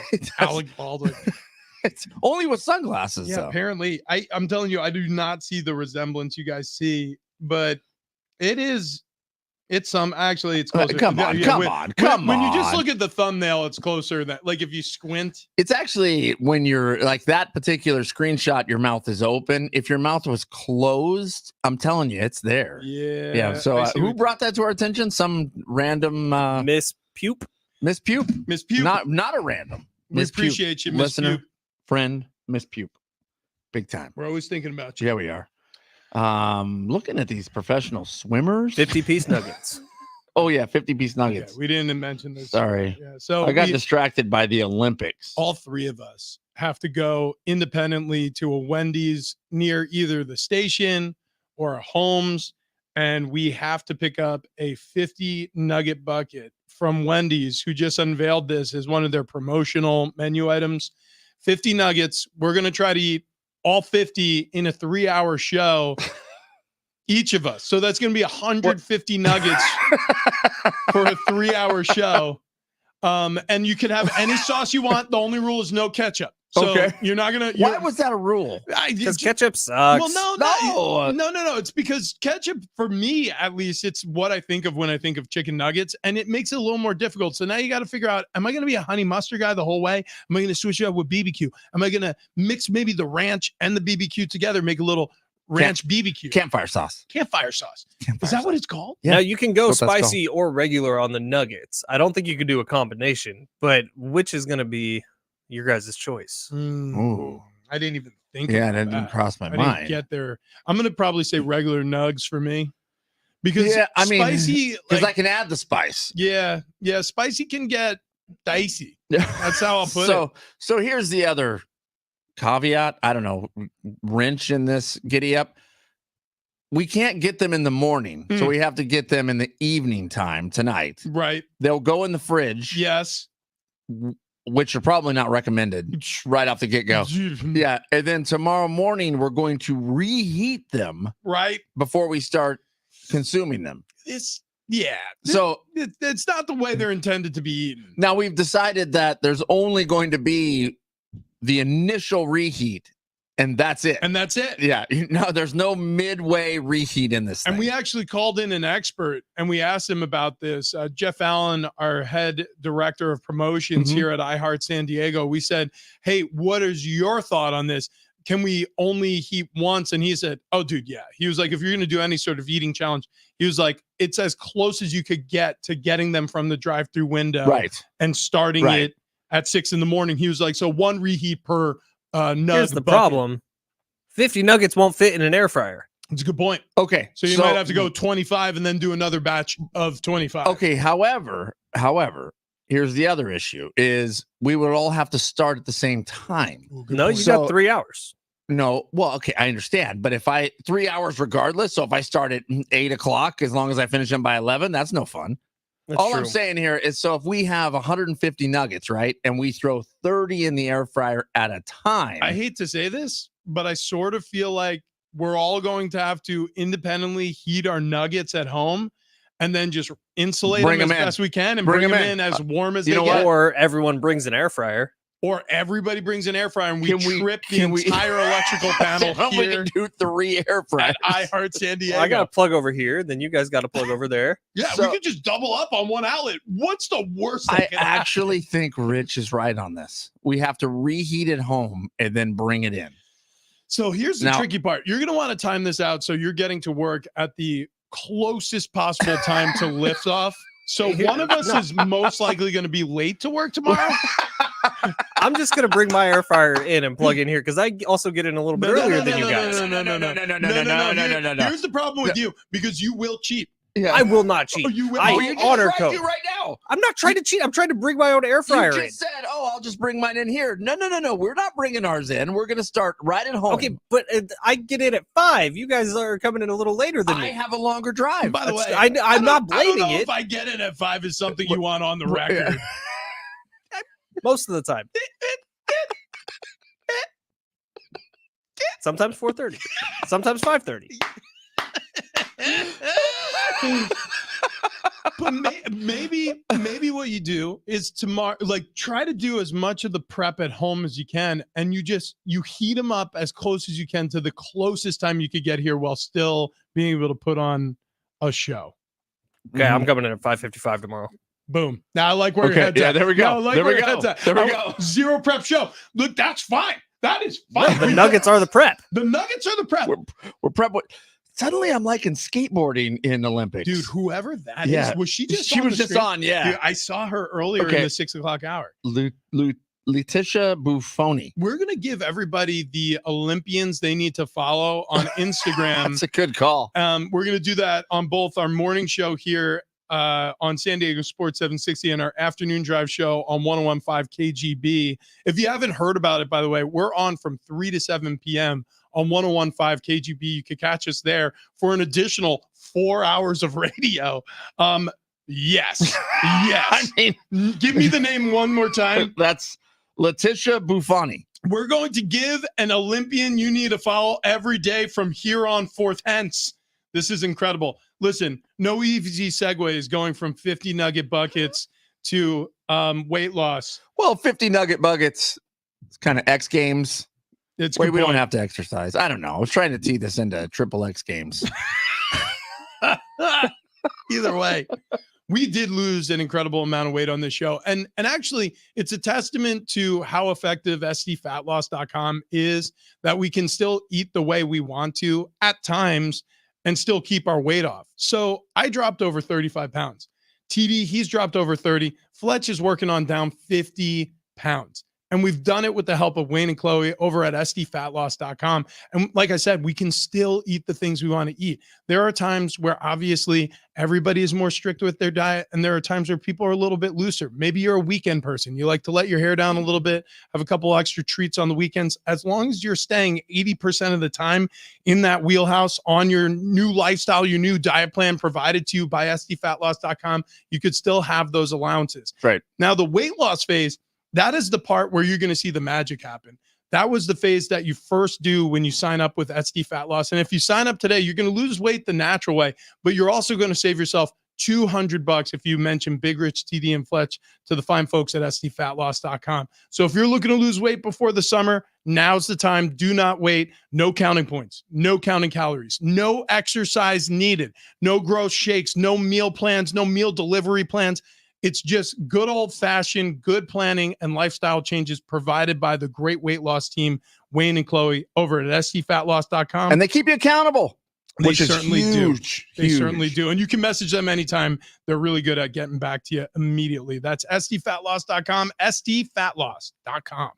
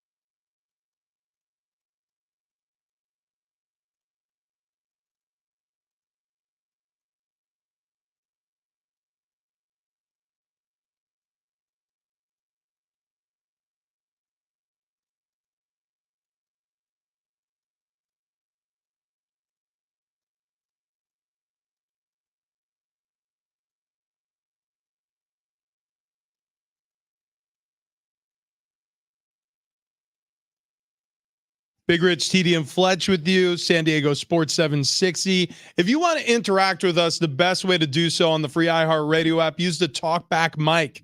It's a feature that's right next to the play button. It's a little microphone button. You click it. You can leave us a 20 or 30-second voicemail. It comes directly to our studio, and we can play your voicemail on air immediately. So the question of the day is, are the Padres meeting your expectations for the season? So they're a game under 500. They're beating a lot of good teams. They're losing to a lot of bad teams. Is this what you expected the season to look like? We'll get back to that question next hour, especially with Kevin Acee, Padres insider, show's best friend. But it's been an interesting day because we bounced around a lot. We've hit the NBA, we've hit the NFL. We haven't really focused on this though. The all defensive awards have been given out for the NBA. They kind of trickle out. All these regular season awards trickle out throughout the postseason. The NBA is awful at this, by the way. They get zero pub for like really good achievements for their players. The NFL has figured all this out. Major League Baseball is even worse than the NBA. Like they at random times in the offseason, you find out somebody's a gold glove winner. And by the way, they're not even celebrated until the start of the next baseball season, the first home series. It is the dumbest thing any sport has ever constructed in the history of awards. But I digress on the MLB. Victor Wembanyama, rookie sensation for the San Antonio Spurs. First overall draft pick, French-born player who's dominated this year, is the first ever rookie to be a first-team all-defensive player. Now, Rudy Gobert kind of stole the show because he's a 4-time Defensive Player of the Year, which ties for the record there, and he was the only unanimous selection to be a first-team all-defensive player this year for the Minnesota Timberwolves. But my goodness, Victor Wembanyama has quietly destroyed this year out of San Antonio. It wasn't unanimous, but it was 98 out of 99 ballots that clicked his name on there. Who's the one loser? Yeah, let's see it. I want to see it. You guys see there's another French 7'1" guy coming. He's probably going to be the number 1 overall pick this year. His name is Alexandre Sarr. And they put up a picture of him next to Wembanyama, and like they kind of look alike. And it's so now basketball especially is such a like overseas are the guys who are coming in and dominating the league. And I think Victor is going to be great. This guy, Alexandre, is probably going to be great, too. French 7'1". Another French guy. Got to be careful here. It's going to turn into F1. Aren't those guys all in, like, Monaco? But how about this? Victor Wembanyama, again, his career is 1 year long so far, but he's averaging over 20 points and over 10 rebounds. So he's a double-double. He's a walking double-double. As a rookie in this league, this is a young man. He's 20 years old. He turned 20 after being drafted by the San Antonio Spurs. He's 20 years old, and he's playing with other grown-ass men, and he is already a double-double. He's already a first-team all-defensive player. This guy is going to be the next, whatever the next is. He's only going to get bigger, stronger, better. He's got incredible touch with the basketball, by the way. Like, he's a pretty decent ball handler. He's got some great touch around the basket. Can I tell you my problem with Victor Wembanyama? He's 7'4", and he's like 30 pounds lighter than all of us. What does he weigh? He weighs 209. Well, he's a skinny boy. He needs to put on like 30 pounds. Say 30 pounds. Speaking of putting on weight, I lost 30 pounds, and I'm still close to 70 pounds heavier than Victor Wembanyama. I get like he's extremely skilled and talented and can move gracefully and whatever, but I feel like any of the three of us could body him up in the post. You mentioned double-double, and there's a way to put on some weight there, but the reason I bring it up, did you guys see that video I sent to you? It's fake. It is fake for sure?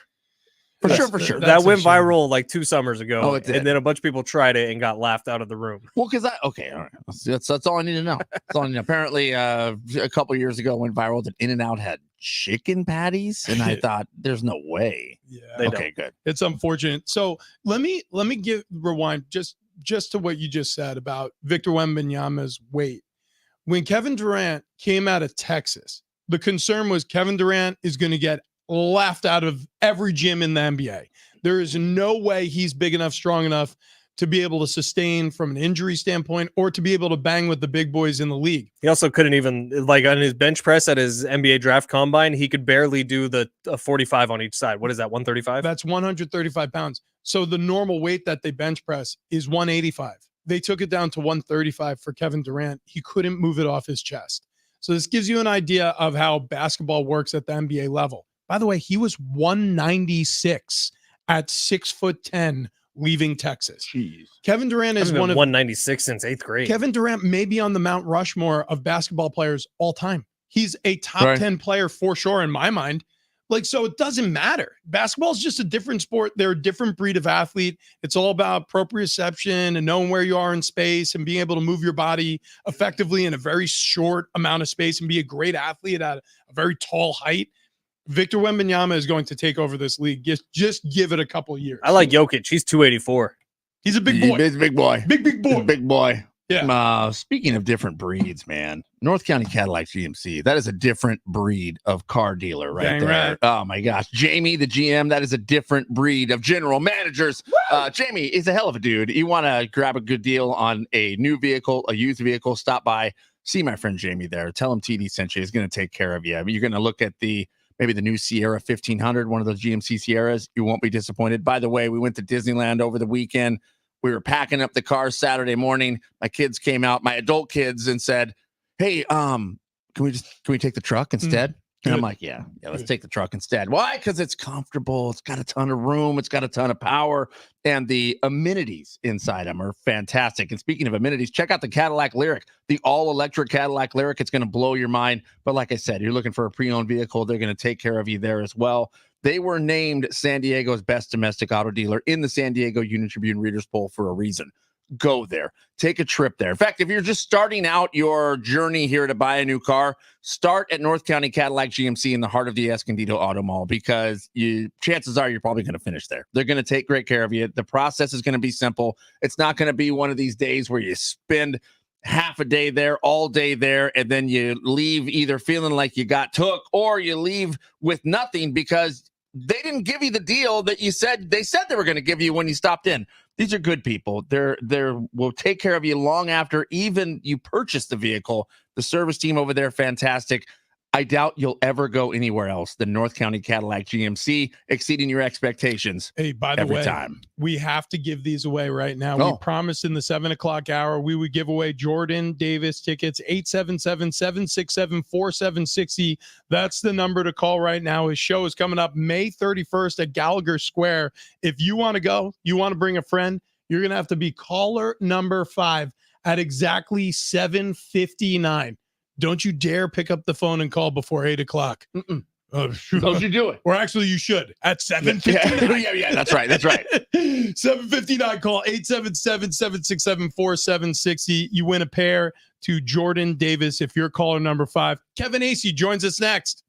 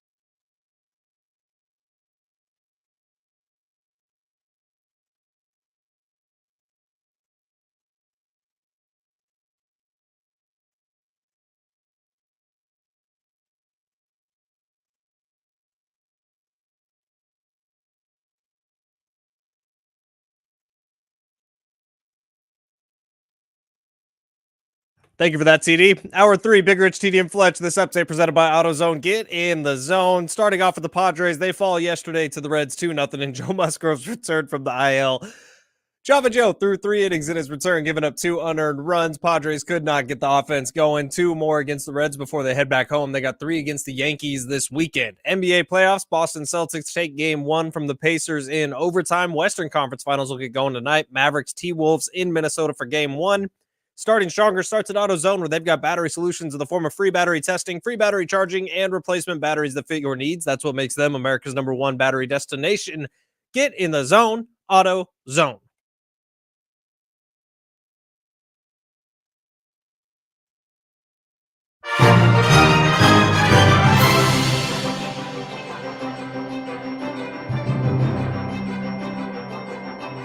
Big Rich, TD, and Fletch with you here, San Diego Sports 760. Happy Wednesday to those who celebrate. Happy Hump Day to you all. Mike. There's a couple of laps that have been ignored today. And I think what you said right before I started this update also is deserving of a lap. It was right 3? Now. It was 8:03 a.m. I realized it wasn't Thursday. Oh my gosh. Oh my gosh. You said Mike 2 hours. I didn't say Mike before. Oh, that was you. I said it once. You did it in the first hour. No, I didn't do it. I'm telling you, I didn't do it. It was Thursday. I was getting all the bar cart stuff ready at home this morning. I'm setting it out. I'm like, I got to make sure I watch this. Dude, I'm like, damn it. No. Tomorrow's Thursday. And the reason why I know that is because we all have to buy the 50 nugget bucket from Wendy's today. It's a Wendy's Wednesday so that we can have the 50 nugget bucket challenge during the show on Thursday. There is honor code. There will be no nuggets eaten tonight. No. I wouldn't do that. No. In fact, that's crazy. We may have to lay them all out to have. So we show 50? So we have 50 laying on like a napkin or a couple of plates next to each of us. Well, it's going to be on film. It's a good point. Yeah, we're going to have a nugget counter. Yeah. Right. Dude, is there like the winner who eats the most, or the winner who eats them all first, or is it just? I think we're all losers no matter what. So just in some point we have to finish 50 in 3 hours. Otherwise, right. This is a show. So I mean, I initially got this idea from Bob Does Sports, right? The YouTube golf channel, and they'll do challenges where it's the 3 of them playing against their best record they've ever done. But they'll do challenges where it's like they have to take a shot of Fireball on every hole. They have to eat a burger on every hole. They have to do stuff like that. What if we did a shot of Fireball every segment of an entire show? I'm out. I would rather do that than eat 50 nuggets. I would rather eat the nuggets any day of the week. 9 shots of Fireball over 3 hours rather than 50 nuggets? I think I'd rather do the 50 nuggets. I mean, I don't know if I would even know I was shooting the Fireball till like 7. Yeah, see, I think that would be a much easier challenge. So much easier. I'm curious. 9 shots of liquor over 3 hours? Yeah. No, you've done that. Yeah. You've done that. Like, you look at me like a choir boy. Didn't you and all of your frat brothers cave in a roof drunk at St. Louis Obispo? Is this the first red pill, blue pill, and we choose which route we want to go? It could be. By the way, red pill, blue pill coming up in just a few minutes. And then we're not in a fraternity. My friends did cave in a roof at San Luis Obispo. Not me. We'll be joined by Kevin Acey, our Padres insider, best friend of the show. He's out in Cincinnati. We had a long debate discussion over text messaging yesterday that I'm sure will rage on with Kevin as he joins the show later on. But I want to get back to the question of the day. 70470. Start your message with team if you want to text message the show. Or you could use the free iHeartRadio app, the Talkback mic, the feature that's over on, if you're listening to our station, it's a little microphone button. You click it. You could leave us a 20 to 30 second voicemail and answer this question. Are the Padres playing up to your expectation? They're game under 500. It's May 22nd. Is this where you thought they would be? From the 817, the Padres make me feel like that cute girl you meet in school. She flirts with you in class, gives you all the right vibes. Then you finally get the confidence to ask her out, and she tells you she has a boyfriend. Yeah. 760. My thought from the Padres is this. They are beating the good teams and losing to the bad teams. We got a good shot when we hit the playoffs because there's only good teams in the playoffs. That's a positive way of thinking of it. Padres positives on a Wednesday. We got this from the 619. I don't understand the question. Rich, what sport are you doing in the Olympics? pole vaulting? That would be from your "Get Ready with Me" video. Where Oh yeah, you don't even need to carry one.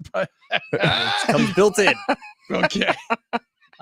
Because he misspelled pole, or she misspelled pole. No, It says Pioli, kind of. Oh yeah. So I thought there was a wiener joke. yes. It was just your standard wiener joke. Okay. 913 Padres, please stop acting like TD, smiling, not taking laps and sneaking around. Step up, Wow. do the job, Wow. be the team we need. Wow. I think they're calling the Padres lazy as well as calling you lazy. I listen. One lap I try to skate by, Cheat. and now I get this hate, and now I'm not even allowed to smile. Listen, I mean, you could be a coal miner for 30 years. One goat. That's all it takes. Just one goat. And then you're known from a different name the rest of your life. Listen, so we'd love to hear from you. So again, that talkback mic on the free iHeartRadio app, click that microphone button, and you can leave us a 20 to 30-second voicemail. A game under 500 at this point in the season. Are the Padres playing to your expectations? Look, I'll tell you this.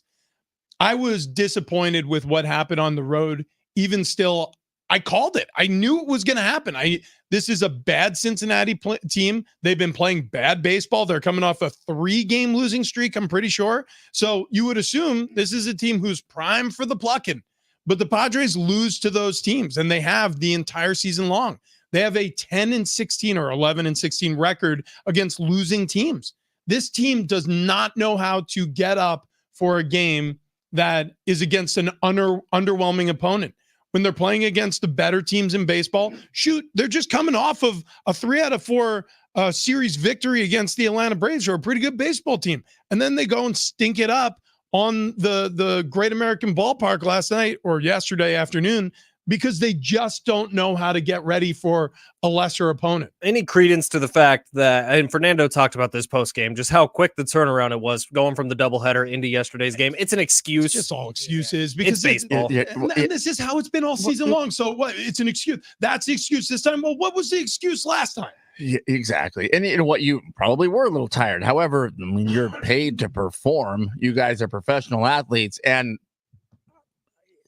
it's playing a baseball game.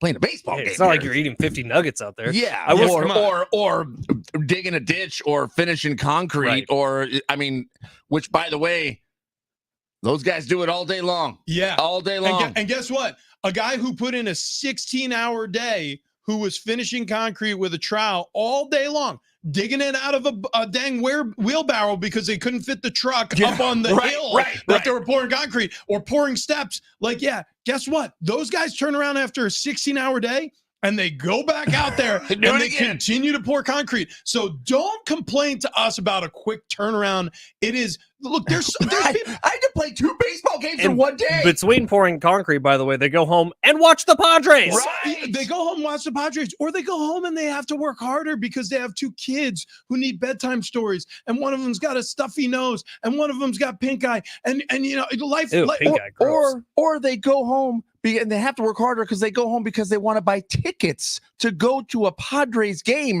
that you raise the ticket prices of. Listen, Fernando. And I'm being serious about this because I hate when athletes talk this way. Thank you so much for bringing up that quote, Fletch. When you put down the bat, guess what? There's a guy who's still holding his hammer for another 4 hours on a roof listening to Padres postgame while he is finishing a roof, trying to finish a roof before a rainstorm starts, or trying to finish a roof because he wants to move on to the next project so that he can afford the season ticket package that's paying your salary, boss. So do me a favor. Don't waste our time talking about how stressful or how strainful it is to play back-to-back games on a baseball diamond. Nobody cares about the excuses. It's lame. You're a loser. You sound like a loser when you talk that way. Be a winner. Go out there and swing your bat the way you're being paid, because you're getting a portion of $1 billion over the next 14 years to swing a bat for a living. So yeah, save us the dramatics, kid. Learn how to be an adult. Here was the exact quote from Fernando. We just had a long day, quick turnaround. Our bodies were not what we expected, but that's part of it, and we need to take care of it. Yeah. So is he taking the blame, or is that skating it with the turnaround. I mean, it's a little bit of both. Yeah, a little bit of both. I like this team. I like Mike Schilt. I think Fernando's a fun guy to watch. Manny Machado doesn't bug me probably as much as he should because I wish he was a better leader for this team. Xander Bogaerts, there's a spot inside of my heart where I kind of feel bad for a guy who's struggling out there because I know what it feels like. Athletes want to play well. He's not doing this on purpose. He's going through something. There's something wrong with Xander Bogaerts. But when you have people complaining about how tough their life is and they're playing a sport for a living and they're being paid handsomely doing it, trust me, I played a much more violent and vicious sport. You won't find a quote from me talking about how hard my life is being an athlete. You just won't. Because you know what? You sound foolish. When I called home and talked to my buddies who are working as auto mechanics or school janitors, or even if they didn't have a physical job, they're sitting at a bank as a teller or a bank manager. And I'm talking to them. You're not going to hear me complain about my job because guess what? All of those guys would trade places with me in a heartbeat because they were all teammates on my football team in high school and they were cheering me on.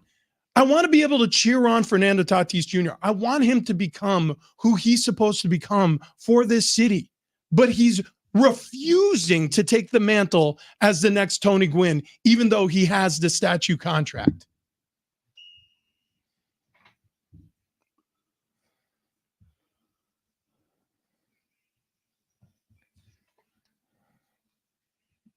Rich, you brought it up, holding hammers.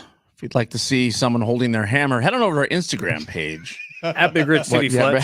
Scroll down just a little bit. The first video up there right now actually makes Rich look like Alec Baldwin. And then if you go about 3 videos down from that, after you pass me scrolling through Disneyland on ECV, you'll see Rich's wiener. You guys, I just gave this impassioned speech. It was great.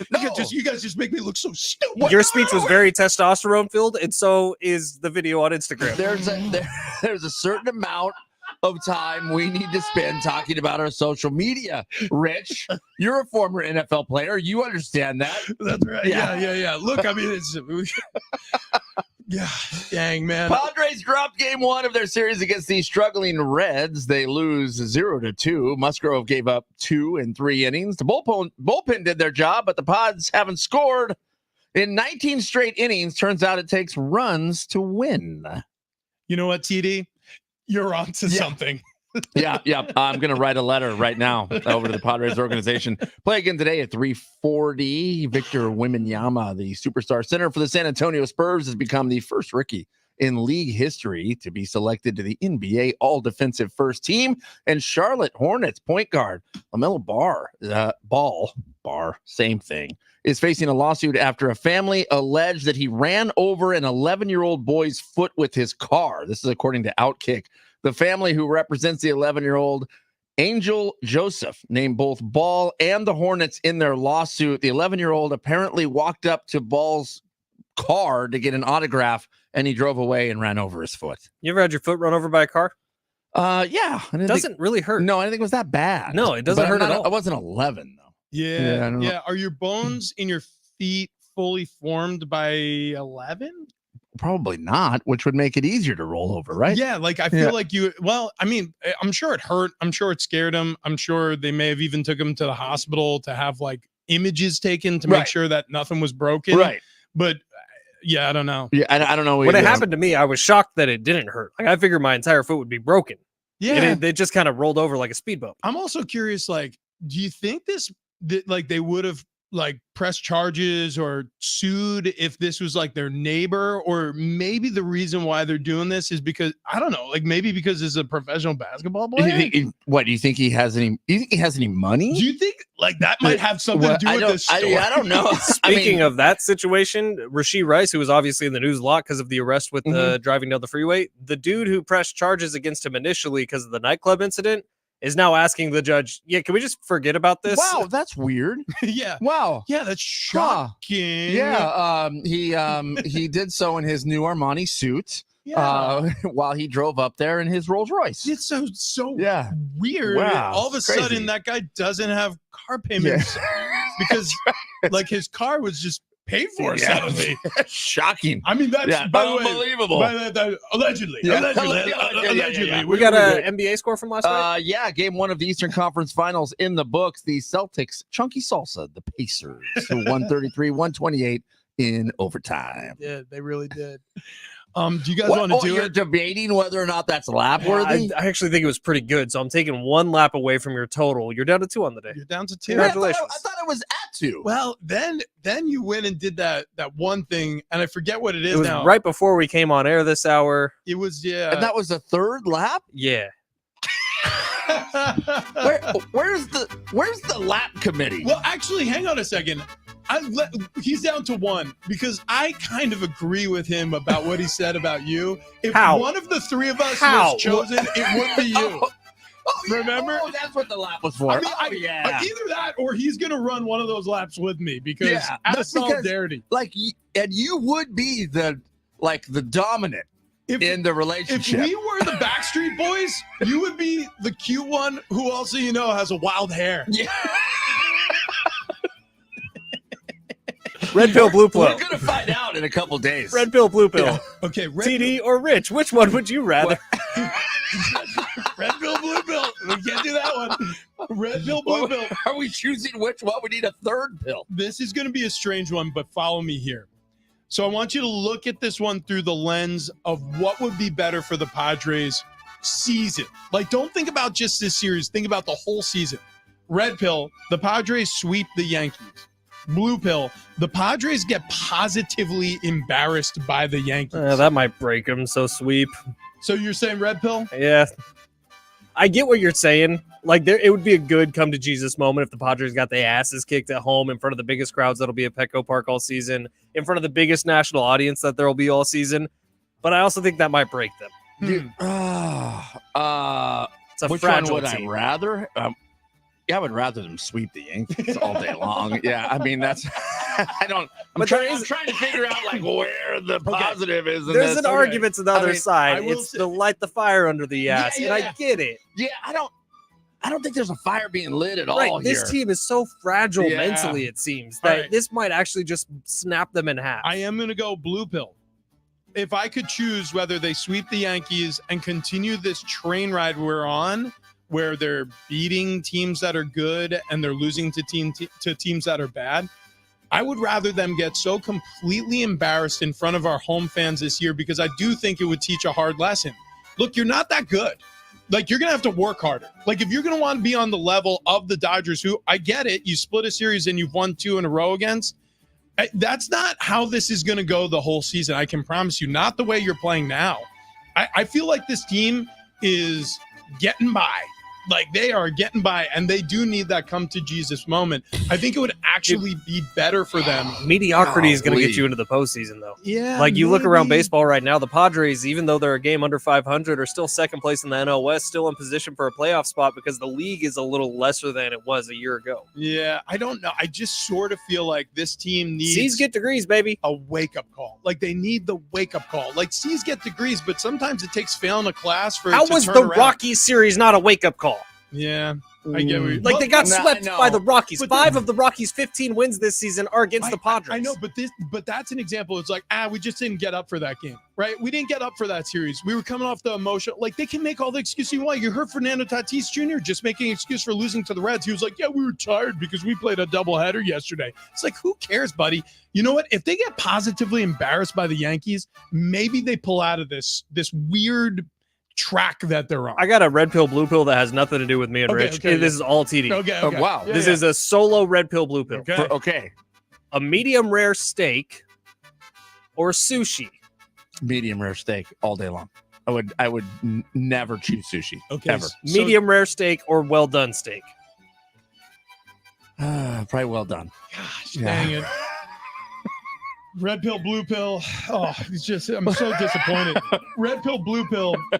Be a completely unknown Major League Baseball player. Blue pill. Be the biggest badminton star in the history of the sport of shuttlecockery. Blue pill. You want to be I the would've biggest been- I would've badminton been- star ever? Yeah, I think that's cool. Talking about Lee Chong Wei? Yeah. Or how about Lin Dan? Wait, there are people already? Yeah. I've never heard of them. How about Gao Ling? Yes, I want to be that guy. Taufik Hidayat. Wouldn't it be funny though? Like, you're hanging out with people, maybe at work. Okay, Rudy Hartu. you're at work, and then all of a sudden, like people are getting to know you, and then they figure out that, oh wait, TD, what? A pro badminton player? What are you talking about? And then they Google you and they just see you wrecking the badminton court. Yeah, I'm going badminton also. Yeah. Being an unknown baseball player, that sounds like a pretty terrible life. If you're making that little money, well, it's still a lot of money, but it's at the bottom end of Major League Baseball, which is like $700,000 a year. Yeah, but you have to travel all around the country. You never actually get to play. You're just actually. I bet the top badminton player earns about $25,000 a year. Yeah, you know what? I might be changing my mind here. Let's go back to baseball. No, I'm sticking with badminton. I'm going with that sounds good because Major League Baseball players make a lot of money. And I think that's like having a lot of money is a lot better than being a star in anything, because I don't know what the badminton world looks like, but I imagine like all those names you just mentioned who we don't know who they are.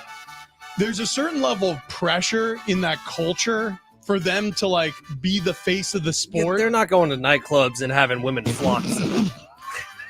What are you giggling about? Players ranked 51 to 100 in badminton earn around $2,053 a year. Okay. Top player. Look up cornhole. The top player makes $28,000. Okay, I'm taking the red pill, and it's not even close now. I will be an unknown MLB player. Okay, next one, last one. Red pill, you get Victor Wembanyama for the next 2 seasons. Blue pill, you get LeBron James for the next 2 seasons. If you are starting a team today, who are you taking for the next 2 seasons? Wemby. You're taking Wemby? All day long. Okay. Wemby, because he doesn't come with the GM. That is LeBron James. That's interesting. So you know LeBron James is about to get JJ Redick hired as the Lakers' next head coach? It's very possible. It is highly likely, in fact. I bet you if you go to Vegas, JJ Redick's... I think he is. He's the favorite. He's the favorite. It's unreal. And it's all LeBron James and Rich Paul trying to get him hired. Actually, I think I completely agree with you guys. Red pill, Victor Wembanyama. There's no drama. You don't have to worry about drafting his kid. Like, you can build the team around Victor Wembanyama. And I'm not saying he's a yes man. I'm sure he's got his things too. But, like, it's going to be a lot easier to work around him from a roster and personnel decision standpoint than it will be LeBron James. You want to talk drama-free? Download that Prize Picks app today. Use promo code DOGS. Wow. You're going to get a first deposit match up to $100. That's no drama. And if you follow Rich's strategy of just taking less than on all the WNBA players, that's no drama either. Because what did you wake up this morning? How much did you win last night? I won $180 because I took less than the point totals for just about every single WNBA second half point total.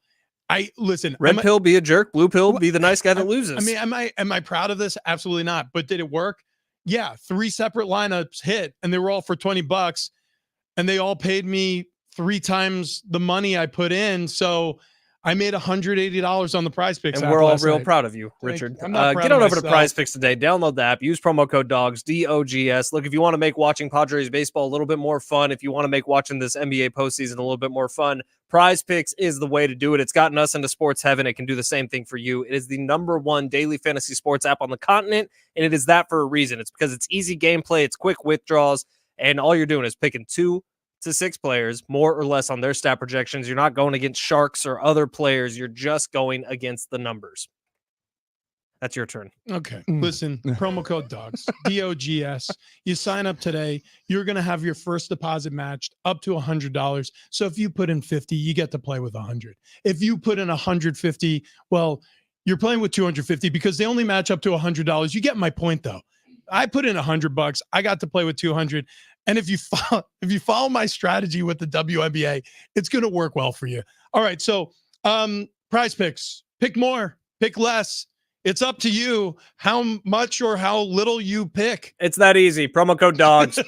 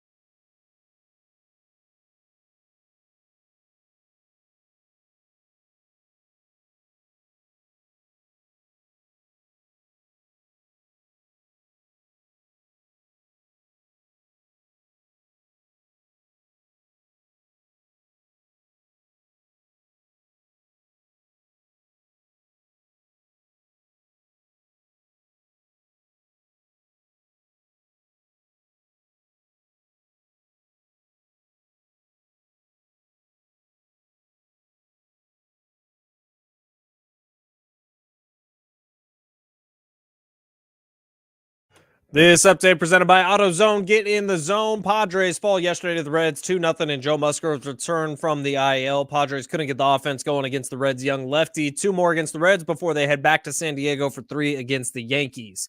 NBA playoffs. Boston Celtics take game 1 from the Pacers in overtime last night. Eastern Conference Finals.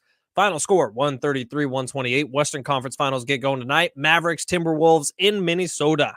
Starting Stronger starts at AutoZone, where they've got battery solutions in the form of free battery charging replacement batteries that fit your needs. That's what makes them America's #1 battery destination. Get in the zone, AutoZone.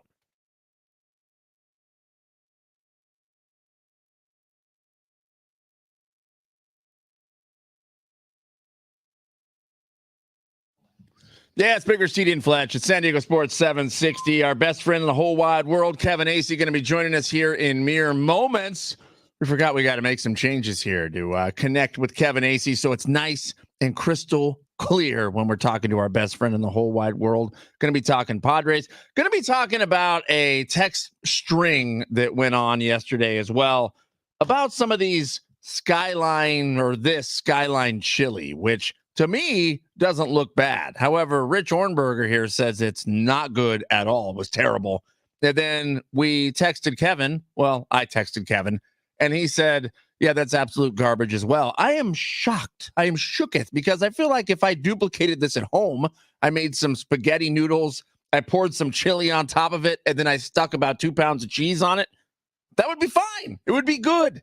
But the Padres, man, been struggling the past couple games. So is it a trend? Is it something that they're going to buck the system and change here in the near future? Or is it going to be a slide until they come home and then take on the Yankees and turn things around? We're about to find out here. They do play again today at 3:40 out in Cincinnati.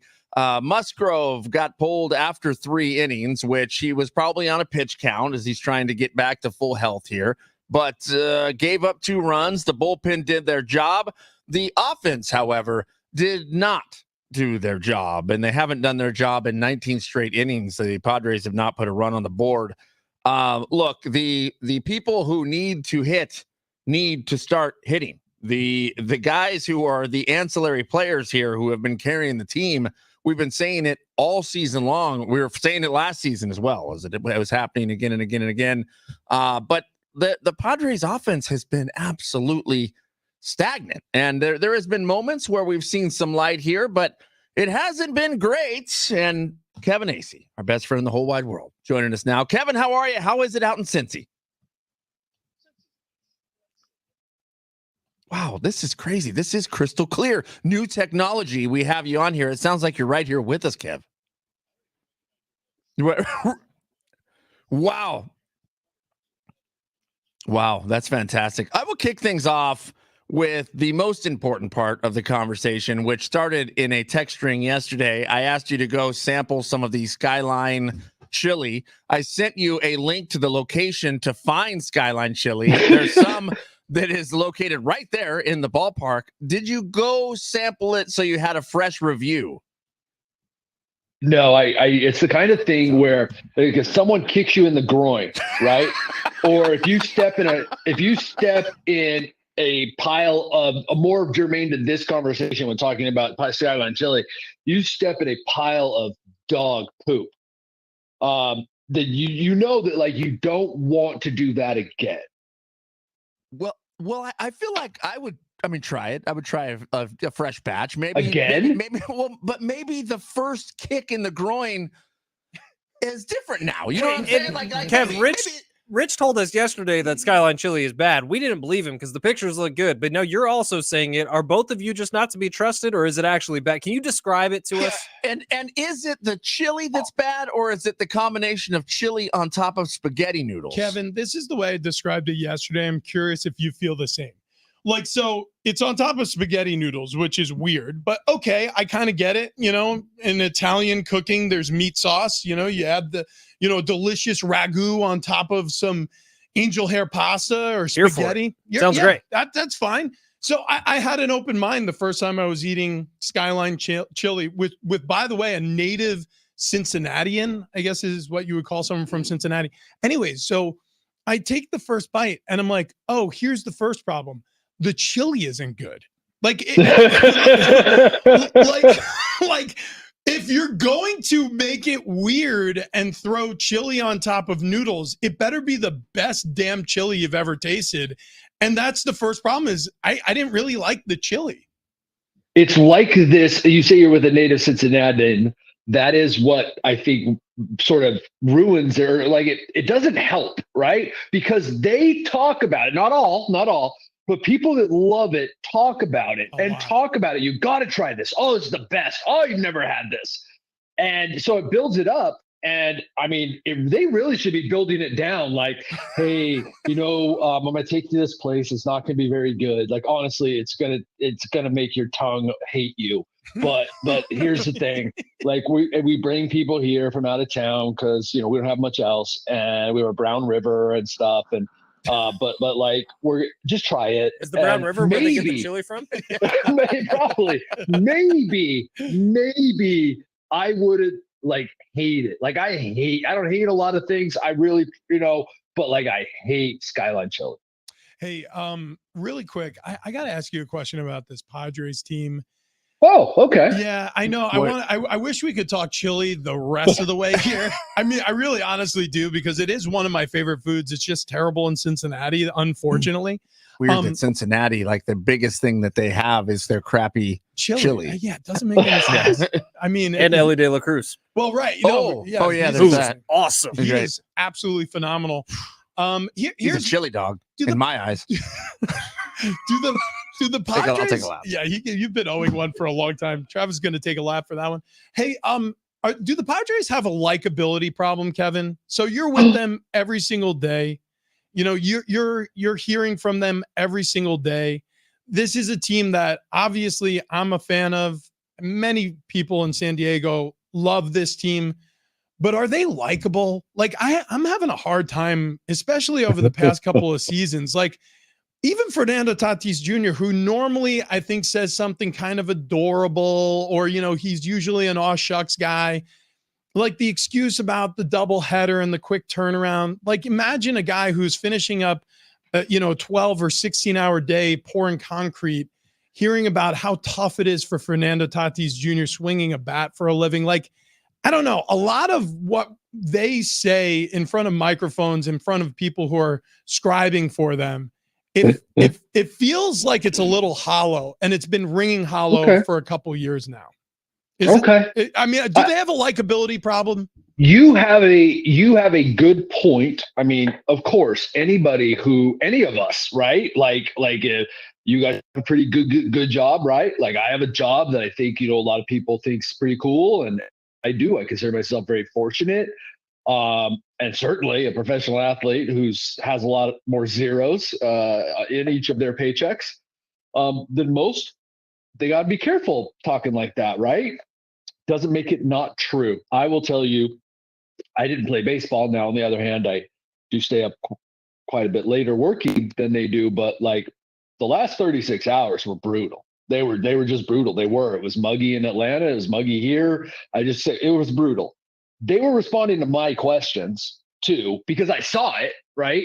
They didn't have to. They could have lied, and they weren't making a bigger deal out of it. So I just wanted to say that, like, the fact that, like, I get your question. I'm going to pull Mike Schilt now. Like, I get your question, but now I'm going to kind of, I'm going to kind of rip it a little bit. That's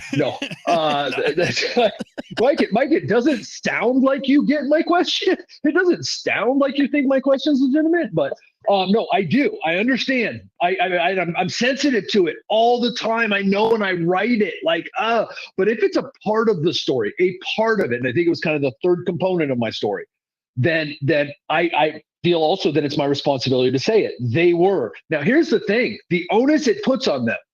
Well, they got to come out today after a nice night's sleep. Like I had to bring it this morning for this radio interview that I woke up for at 11:25 Eastern time. The onus is on me after finally getting more than 3 hours sleep that I be a little bit better. So boys, go out and play tonight. All right. That's how I see that one. The likability thing, because I should have just let that go. But here's what I try to do. Since you guys are so good to me, I try to answer your questions. I think it's the least I can do. I happen to think they're a lot more fun team this year. I do.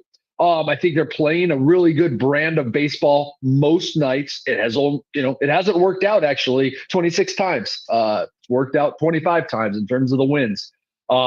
So I think that has something to do with it too, that they could be saying certain things or whatever if they were 35 and whatever it is. What would that be? 16. So I think people would really think they were likable then. Yeah. I think they have a lot of good personalities. I think they're scuffling a little bit. I think they do feel the expectations. I'm not trying to say they're not performing under the weight of those expectations. I'm just saying, I do think they feel it. They understand how serious this is and that they are expected to go to the playoffs. They're trying to figure things out. But I do get the question. I do. Because it's been tough sledding so far. And yeah. Kevin, if they start or continue to lose to these bad teams, does it start to take that fun away from this team, though? I mean, does that start to disappear when you're losing to the teams you're supposed to be just mopping up? This is a real thing for me. Some people might think maybe I make too big a deal out of this. And look, by June, they could have a winning record against bad teams. Well, good, because you better. Because if there's one underlying, and I'm the guy with all the crazy stats, but there's one underlying thing that tells you about your team, and it's playoff ability. It's how you perform against bad teams. I mean, I wish I could remember off the top of my head, but I've gone through every season back to 1968 when they went from just one team from each league making it to the World Series, and they created this playoff system. One team in all of those years, so 56 seasons, has made the playoffs when during that season they had a losing record against losing teams. You build your record, your playoff qualifying record, on the backs of losers. That's what you do. And you just can't be, 11-16 against bad teams. Yeah.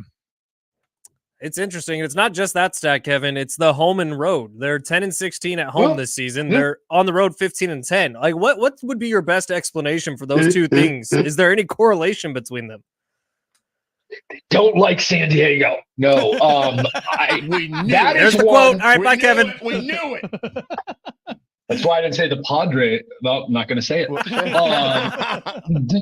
Here's the thing. That one, because it's so varied, because they've had some clunkers, there are teams, that do well that maybe didn't do so great at home. It is rare. It is a weird thing. That one, I'm willing to go sample size. Here's the weird one about that one. They're hitting more home runs at home. It's weird. Petco Park's giving up more home runs. Some of the things that you used to go, oh, well, yeah, they just, they're not built to win there. They, whatever, because they don't slug there or whatever. That's not happening. I'm really not sure. I mean, it's crazy. I know that I get emails from some people that I tend to believe maybe run a little bit older. They believe it's the City Connect uniforms.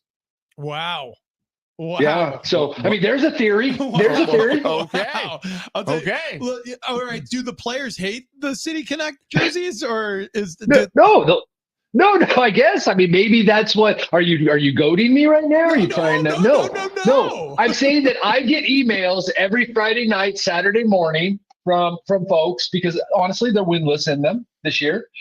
Saying, told you. Oh, what are these awful things? And yeah, they're basically winless. They're winless at home at night, other than a couple of games. I think they have 4 night home wins this year. It's crazy. I'm trying to, I do think, and believe me, I'm guilty of it sometimes. I just love stats. I love that about baseball, and we can sort of arbitrarily look at all these things. It is curious, but that's all it is. It's super curious, but that's all it is. They're just, you could spend 100 years studying it, and how you how you could explain why the Padres so far after whatever it is, 18 games or whatever it's 15 night games, are so bad at home at night. I mean, they're just, I mean, what? I mean, Manny's bat speed isn't as good with in the marine layer. I mean, I don't know. Look, it's been a thing for a while that ballpark can eat them up. That's what's curious. I think they're playing better there. I think they're playing more conducive to Petco Park there. Other teams come in, have to play. They're sometimes that they've been guilty of this, where the opponent comes in and actually plays Petco better because they're like, hey, this is what we got to do here, and so whatever, they execute their plan better there. I don't know what is happening there, and I know that they don't know what is happening at Petco. Yeah, the best theory that I've ever come up with for this one is the fact that when you don't have any homegrown talent, San Diego isn't home. That's the best I could come up with, because these are all players that have been rented from other teams or, acquired in trade or signed because you outbid every other team in the bidding war during free agency. Like, where's the here's where I'll go with you. If this lasts all season, and what was their home record last year? What was it in 2022? Because they've been a band of mercenaries to a certain extent for a few years. Okay. Yeah.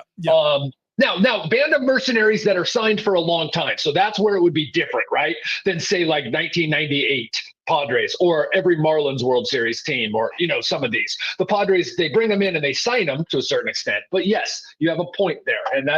But right now in May, after however many home night games or home games it has been, I'm just not going to go there. But if now we see a pattern, well, okay, sure. Good as explanation as any. Yeah. All right. Well, listen, during the 2022 season, they were 44-37. Fletch, do you know what they were during the 2020? That was 23. No, that was what I'm saying. They had a 44-37 record at home in 2023. Okay. Yeah. Do they have identical records in 2022 and 2023? They were 44-37 back-to-back years at home. That's crazy. Weird. I'm going to let you guys figure that out. Yeah. Thanks, Kevin. Go eat some chili. Yeah. Listen. Yeah. Or don't. For the love of God, don't. Can you send some? Can you bring some back in your suitcase? What I'm confused about is, now here's what I want to applaud. I know you guys want to kick me off of here, but what I want to applaud is that someone told you something and you're doing some investigation, because we need to do more of that rather than, oh, I saw this on the internet, this must be true. I love that, guys. But now you have two reputable sources, okay? Mm-hmm. Two of the smartest guys that either one of you know. And you are refusing. No, just take that, my word for that. You are refusing to believe it. You deserve to have Skyline chili stuffed down your mouth. Fine, do it. Yeah, that's what I said, Kevin. Thank you, by the way, for the compliment. Because it doesn't look bad. Yeah, well, it looks like I do it. Anyways, Kevin. A lot of things that don't look bad, and there's a lot of things that look like you do. I'll see you later. I love you. We love you.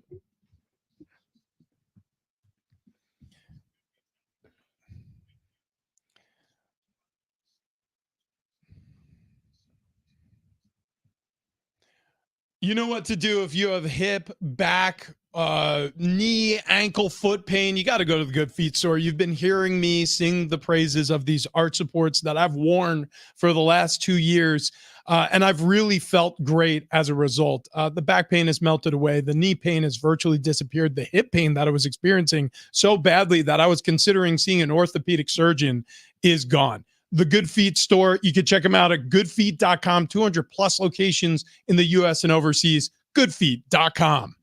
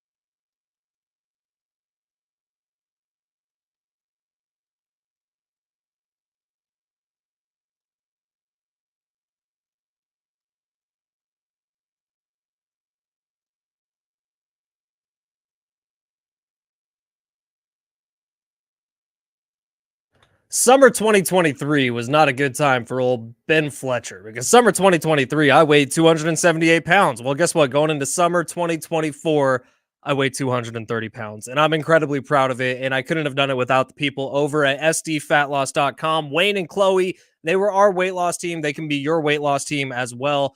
They basically laid out a 2-month plan for our lives that would take over our lives. And at the end of it, you'd be down, I don't know, 20, 30 pounds is what they told us. And none of us believed them. We're like, it's impossible to lose that much weight that quickly. All of us exceeded the expectations. We were all down 35 plus pounds by the end of the 2 months. And then continuing, it just changes your life because you form new habits. And I don't really notice it anymore. It's just an easier way to live when you're not lugging around an extra 48 pounds like I was. So get on over to sdfatloss.com today. If you mention Big Rich, TD, and Fletch, you're going to save $200 on sign up. sdfatloss.com. Talk to Wayne and Chloe. Change your life forever and do it the natural way.